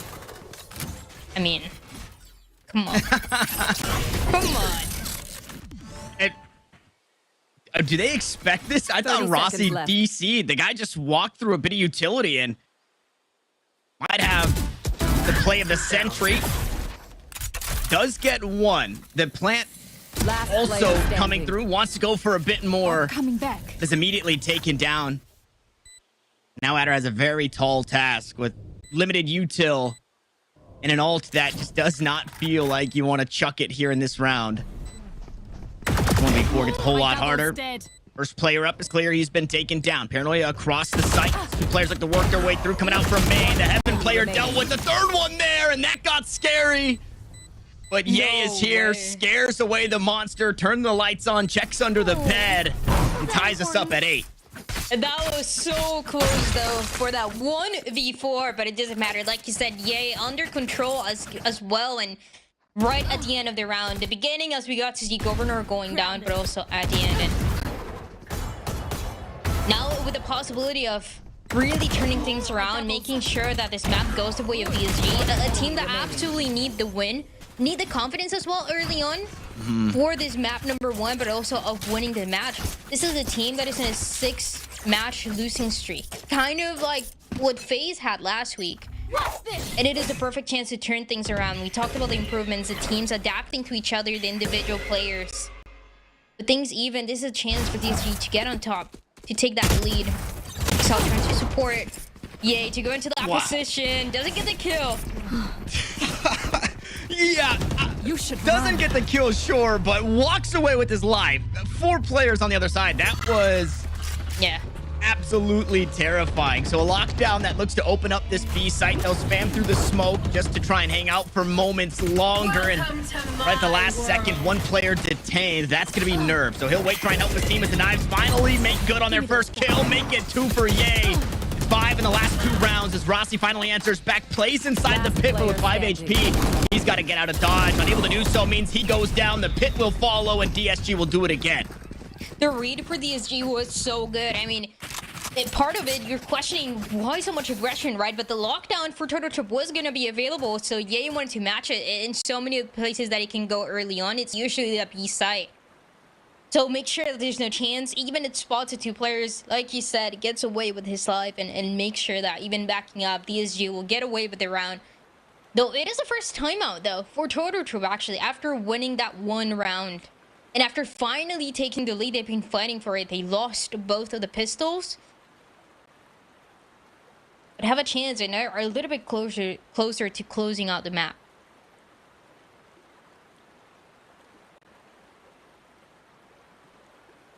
A bit of heroics peeking through. You see Ye and Clear up at the top. Nerve and Gangster, your controller players. Not necessarily find the impact in way of frags, but 8 assists, 4 assists, and we've seen how strong this defense is. Also, I love the idea of a player. I think Nerve was maybe trying to actually get out last second, maybe with the shrouded step, but he doesn't make it out of the lockdown. And when X amount of players that are more than the amount that get detained are alive, that kind of gets weird for the attack, because you're thinking, okay, where is that detained player? There's a lot of angles that they could have been at, and you know, do we look to find that kill? It just adds one more thing into your brain, and you're already thinking about so much inside the hit itself. So big play there, heads up. Nerve to help out the squad. DSG 1 round ahead, but looking to make it 2 here as it's 4 Stingers and a Sheriff Turtle Troop as they look to hit this B side very quickly. Exalt's got to get out of dodge, and he's just about getting run down. And trying to close out the space is DSG, and so far looking so good. Still being careful with it, though. As Spike, it seems like he's going to get planted by Dazzle on this B side. And yeah, even though it's a faster hit, even though the economy isn't the best, there's a chance here for Turtle Troop. Doesn't matter though. 1 by 1, they could be getting shot down. Rossi, no way out there. Governor gonna find 1. Stinger doing work, but is it gonna be enough as Ye works his way on? It's all up to Dazzle. Stinger in hand, he's inside the smoke, but it's not cover, only provides concealment. And Nerve will spray him through it. DSG, they manage in the scramble, and they're first to double digits. And now for the last couple of rounds of the defense, it is reminding me of what we saw for these guys last week when a lot of the rounds came to clutches, came to 1v1, 1v2 situations because of how difficult it is now, especially on this defensive side, to make sure that you're closing that space so quickly as they were doing from that C side going through door. And still getting the results that they want. So DSG, they get to double digits here, 10 rounds. Get out of my way. Now some tools to work with on the attacking side. Seekers. You also get to hear that Blade Storm for Governor. One of the players that we saw highlighted early on, but now a little bit more quiet, getting down and getting taken down very early into these rounds.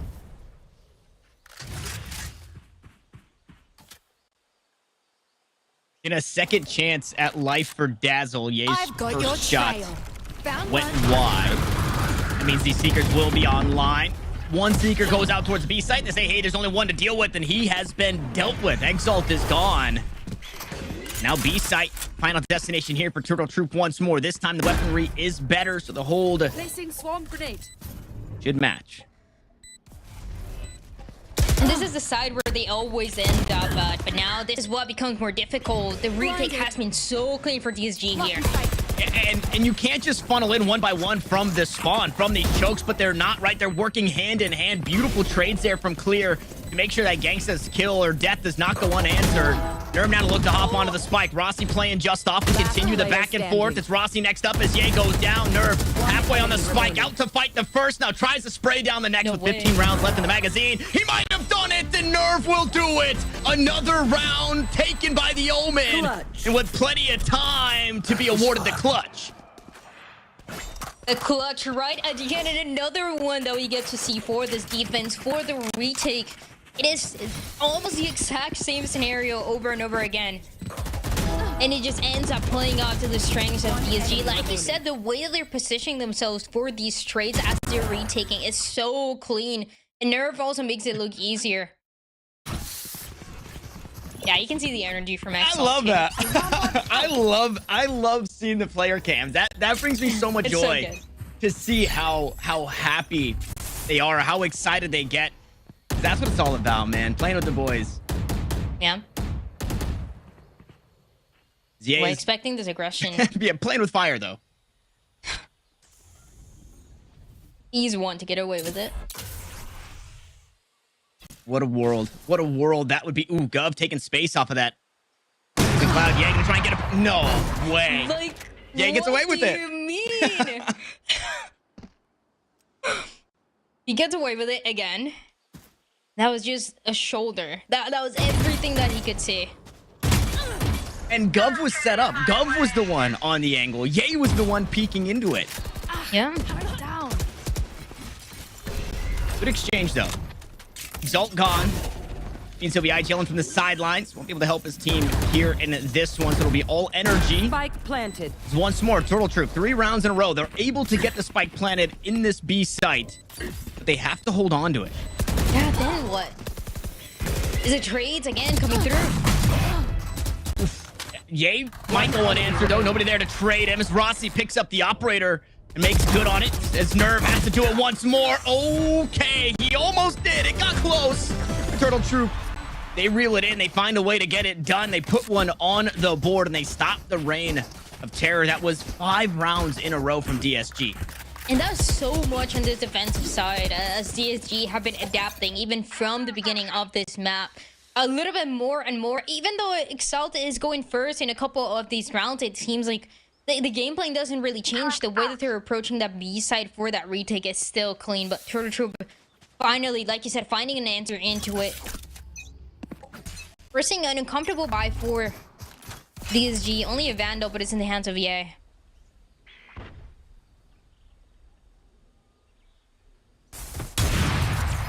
Ooh. Yeah, now they know. Governor has been trying to get this operator round after round after round. It gets him so much value, so many of those first kills that we talked about. But on the attacking side...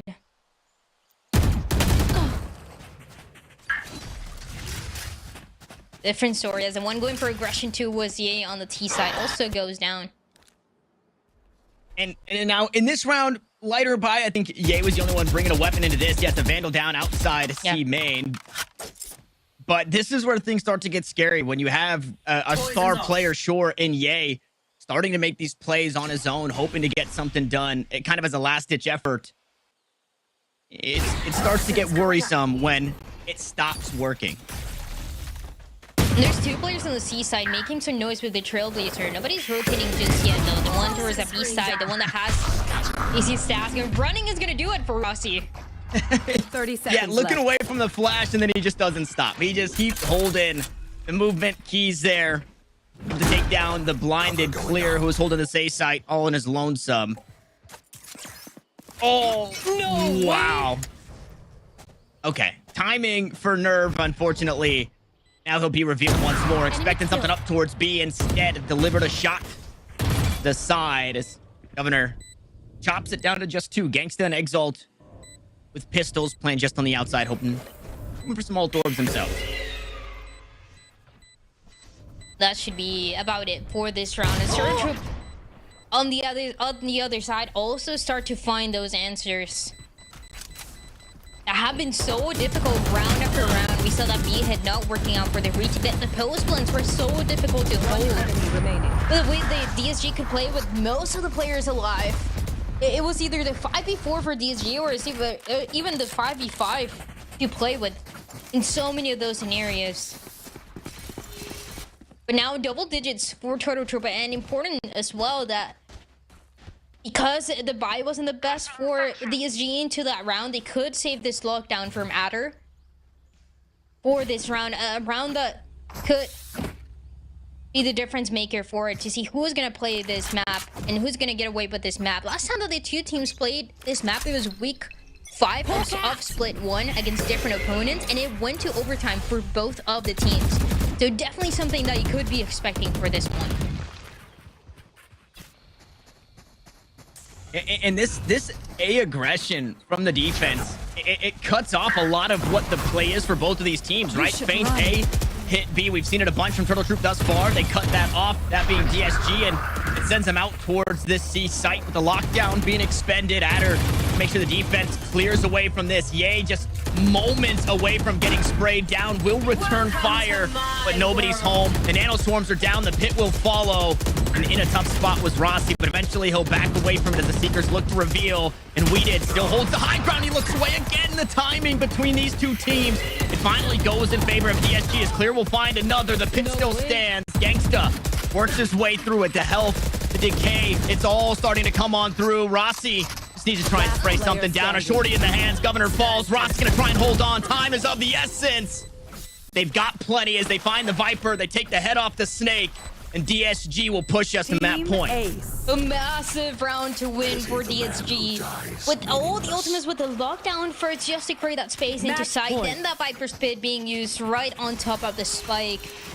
That space, it was a fake guarantee for Turtle Troop, and DSG answer right back. The denial of visibility is not really going to matter for them, and the lockdown is going to be now on their side. DSG with the potential to close this round, to close this map right here. Thanks. And the Turtle Troop, that it is more likely than not to go back to the B side. They at least got the plant without having to use too much. And same idea from DSG. Take this A space, make it harder to hit this B site.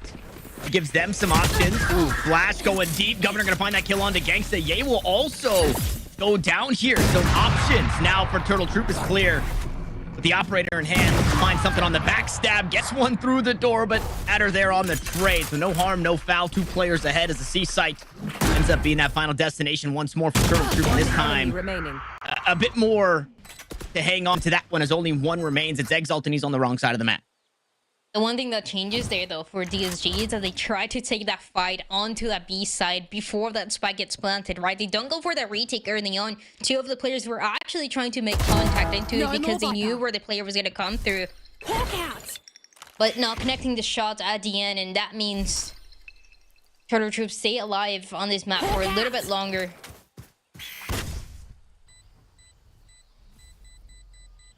How many times, though, can they do this? It seems like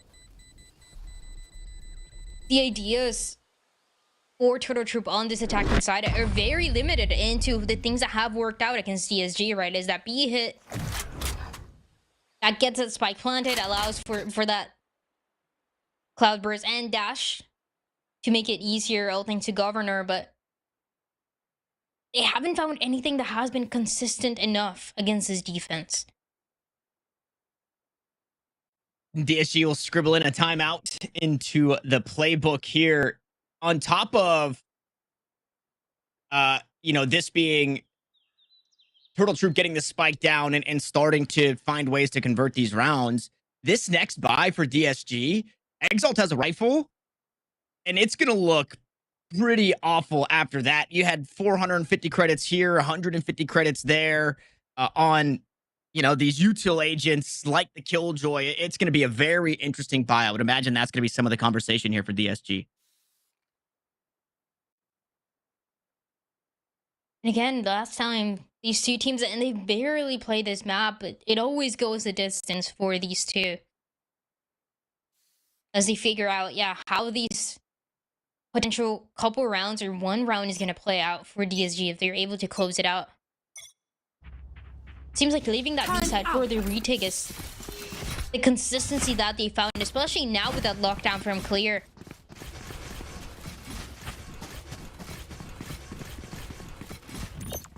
Placing alarm bot. Buying what you can here. Yeah, I guess it's not the worst. It definitely could be better. Clear does have the lockdown, though, so job number one outside of holding this A-side solo is to stay alive to make sure that ult can come online here. Usually he's able to do that, too. On the A side, that is when we saw the Nanoswarm kill all the way back early into that second half.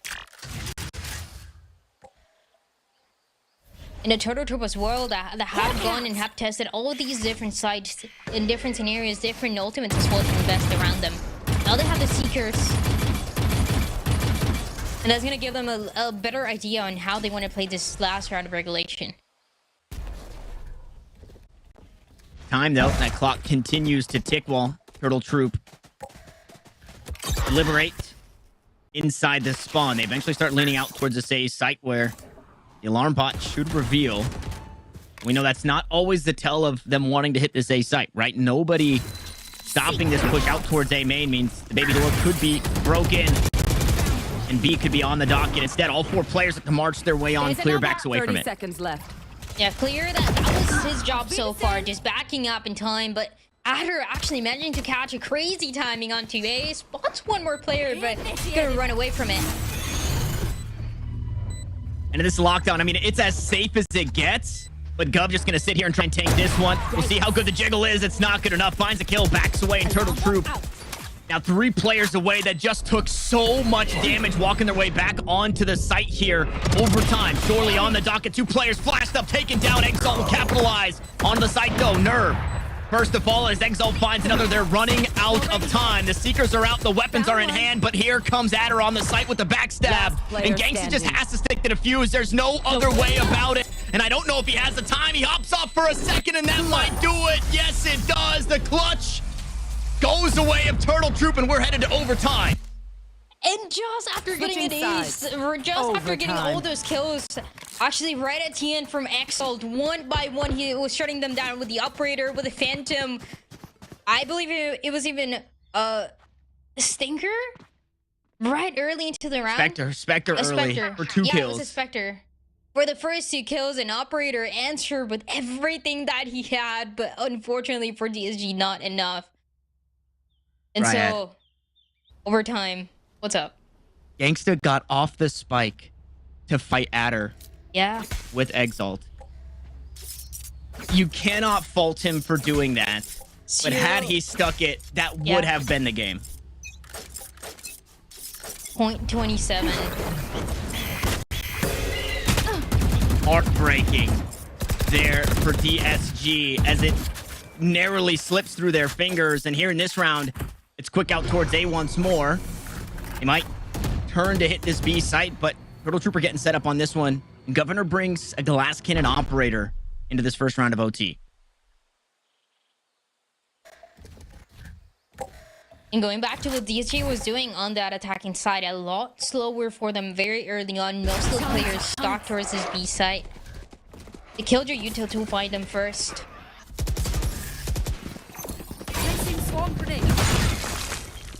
Swarm grenade popped. Baby door broken. Dazzle here, but he's already been peppered to start the round. So he doesn't want to hang out too closely as Exalt looks to get that spike planted. Trailblazer out and finds the stun, pushing through his adder. B. The kills, they swing back in favor of DSG. They tried to find good timing, and they do. Plenty of time left to get this spike planted. Yay. How to helm this approach. We'll get that one down. The operator hopes to grab something here. Smokes go out, completely disconnected from the play. Is Nerve, though. Good op shot from Governor. Ye is gone. Next up is Clear. Just on the other side. Or Nano Swarm to try and delay. Paranoia in the hands. Timing for Weeded. But the spike still needs to be defused. Turtle Troop, 2 players alive. It's Governor. It's Weeded. It's Clear to try and play the fight, but as the smoke dissipates, Weeded finds the kill, and Turtle Troop will grab the lead. And it would be a way to turn things around for this one. As Turtle Troop, they had the lead the entirety of this map until the very end with 5 rounds in a row for DSG. Then things got even, and now Turtle Troop, they take that lead once again. Can they close it out, though? I mean, yeah, that's heartbreaking. It was 5 rounds in a row before finally Turtle Troop started to fight back. They pushed it all the way to overtime just narrowly. And they might have just found a way to close it out. But those 5 rounds in a row were DSG winning 5 on defense. So if there was a side to be on, it's this one here that Poison Orb allows for safe passage over towards Rubble. Going for something different, at least early into this round for Turtle Troop.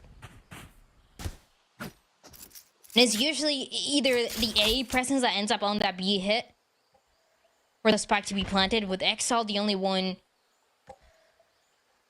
being there to respond early on. But for this round, it does feel different for Turtle Troop. They want to get away with this map win. It was their pick.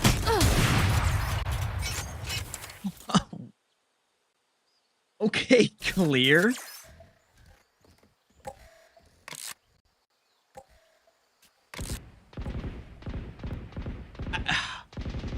Sure. Okay. Governor down to 60 HP. Still has the operator on the wrong side of the map, though. Not quite connected with the team just yet. Is slowly making his way over there. This C site, it houses both controller players for DSG, and they still have util to play with. Last snake bite used. Poison Cloud goes up in this green marble.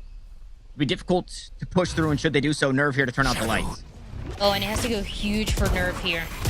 Oh, I mean, that's a beautiful paranoia to get it started. Trailblazer there, doesn't quite go wide. Been able to shroud a step to safety as the controllers, they're holding it down. They keep full control of the site for now. Gangsta gets back to his Exalt is here to help him out. And with 10 seconds left on the clock, this one seems just out of reach for Turtle Troop. 7 seconds left. He's got to kill everybody and plant the spike. He doesn't have the time nor the HP. Exalt closes us out till we go again. Switching sides. That was exactly what Nerve had to do. The timing had to be perfect for the paranoia. There was one player up close and they had to play it to do exactly that. Even backing up, it was just enough time to give that space for everybody else from DSG to reposition and go again and this overtime. It just exactly the way that it was meant to go for this map 1. 2 teams that have avoided this map for quite some time now, going for it, and it goes the distance.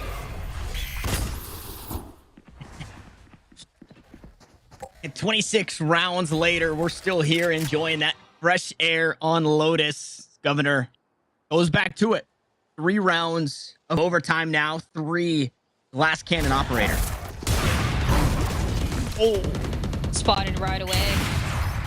yeah, fortunately survives that. Yeah, because that Trailblazer would have done a good chunk of damage with no shields.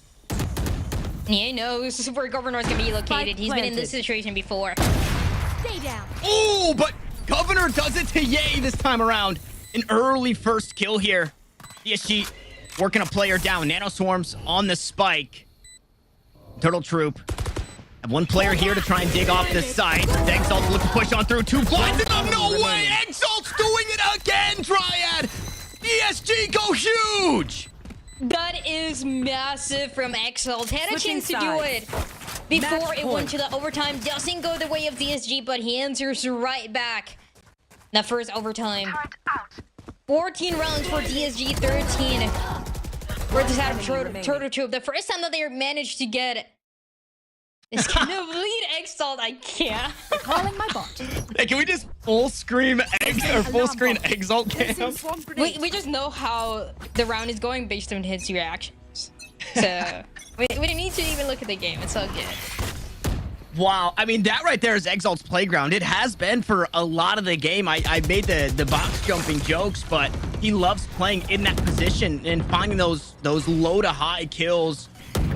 Absolutely insane. Now, Governor, the first round where he brings a rifle into this one, and it's Ye with the operator on the other side. Turtle Troop start this one a player down. That's a way to answer as well for DSG. First kill going the way of Ye, going the way of DSG. As in the meantime, Turtle Troop going for this A hit, for this A plant. And we've seen maybe 2 or 3 times max. You cannot give up too much here. Clear, gonna inch up on the angle. 2 players just on the other side. Snakebite comes down. There's one-way smoke as well. Adder on the backstab. Adder wants to go again here. Takes down 2. Ye there for the answer. Things are even. That spike continues to tick. Here on the side, it's only weeded. 2 players still up in heaven for Turtle Troop and DSG. They gotta pull the trigger. They gotta get onto this one. Dashing in again. The paranoia huge. This time it's weeded to turn out the lights as Gangsta will try his hand in a 1v3. Will find the first, make it 2. He's just out of time. Even if he found the kill, he could not find the defuse here. And Turtle Troop have done just enough here in round 28 to push us to a 3rd OT. And how many more of these are we gonna see? Switching sides. Overtime. Back and forth between the two when it seems like DSG finds an answer. Right, they get that first round of overtime. Ye gets the first pick of the second one. One enemy Before remaining. this retake now, finally Turtle Troop, and it's something that we saw in the second half. They started figuring out more and more.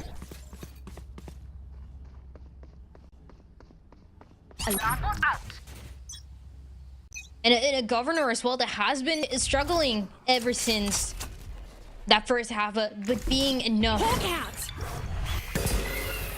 for what we saw into that round. Still holding on to this operator. Yeah, very hot start for Governor that, like you mentioned, has since cooled off. Meanwhile, Adder is playing the Adder of old, the Adder of trying to qualify for challengers, who was going absolutely insane. And he's done it again. This time, though, we hype up 2 players, and Rossi wants some of that limelight. He takes 2 kills, making 3 of his own as these controllers continue to lock down this C site. There is, I mean, the door is closed, slammed in the faces of DSG, and they are not making it any easier, working their way out towards this B site. Adder's here, and that will confirm the 30 bomb for the Killjoy, but more importantly, the lead up a flawless Switching round. sides. Turtle Troop. Match That point. is a flawless as well. Immediately shot down, and this Rossi taking things into his own hands for that round 3. Immediately uses the Viper's Pit, gives no chance, and knows that there's a chance for the last 2 players to end up on that B side. Everybody handled it perfectly for the side of Turtle Troop as they once again they get ahead. This is a lead that they're used to Placing swarm for this grenade. map, but it's just been so difficult to close it out, to guarantee it'll go their way.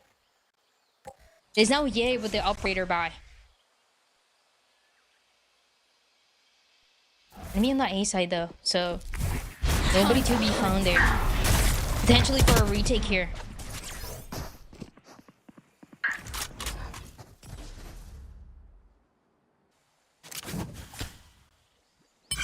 This is what Turtle Troop did last time, right? Try to hit this C site, much like we saw from DSG, and it was the controllers that eventually held the line. Nothing changes. Yeah, Exalt having a forward positioning on that B side. They know the players are still on that C side. Or all the way back to the spawn.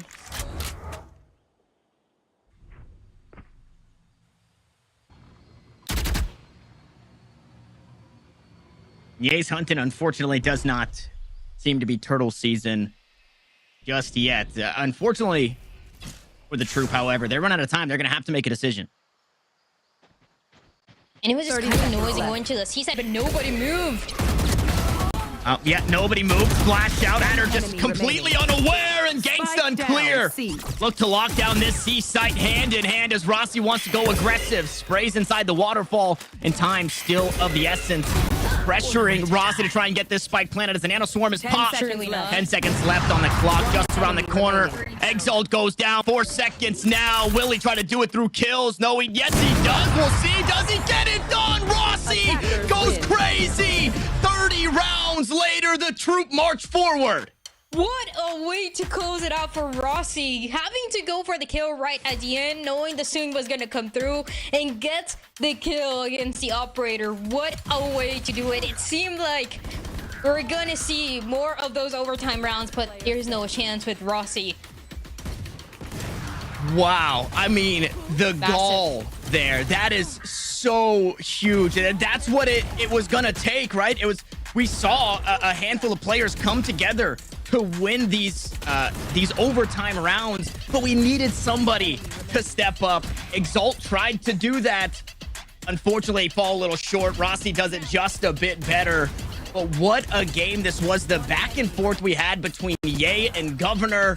Nerve going absolutely huge in some of these rounds. Right after I had mentioned, right, Nerve is having a little bit slower of a game, but he's doing his job helping out his team. Then he denies a clutch and finds a clutch of his own. Wow, this was a very exciting Lotus. It was so fun to see, especially that second half. We got to see so many of those clutch scenarios between the two teams just to make it even, just to take us to that overtime. And even small mistakes towards the end, but they end up paying off for the way of Turtle Troop. And I mean, what a play from Rossi. I can't believe it. It seems like normally you go for the plant, but the read was just one step ahead. Wow, one step ahead, and we talked about the player cams. We were hyping up Exalt in the way that he was hyping up his team, but we get it there right at the end for Turtle Troop. Rossi popping off a well-deserved, much deserved pop-up there at the end. But this is only map 1. We do have a possible 2 maps to go. So the Troop have won the battle. They have not yet won the war, and we'll see what DSG have in store for us on map 2, or if Turtle Troop can close it out right after this break. Do you want to ask your favorite player a question after their match? Or get their in-game settings? The Fan Zone encompasses fan banners, a player settings channel, and a lot more. Here's how you can join to gain access to interact with fellow fans, cheer on your favorite team. Firstly, join the Discord at pks.gg/discord. Select NA Challengers Fan Zone. Pick your favorite team from the drop-down menu. And don't forget to show off that banner in Discord and on your socials. And that's it. You're in. You can now interact with fellow fans, ask player questions, and rep your team properly.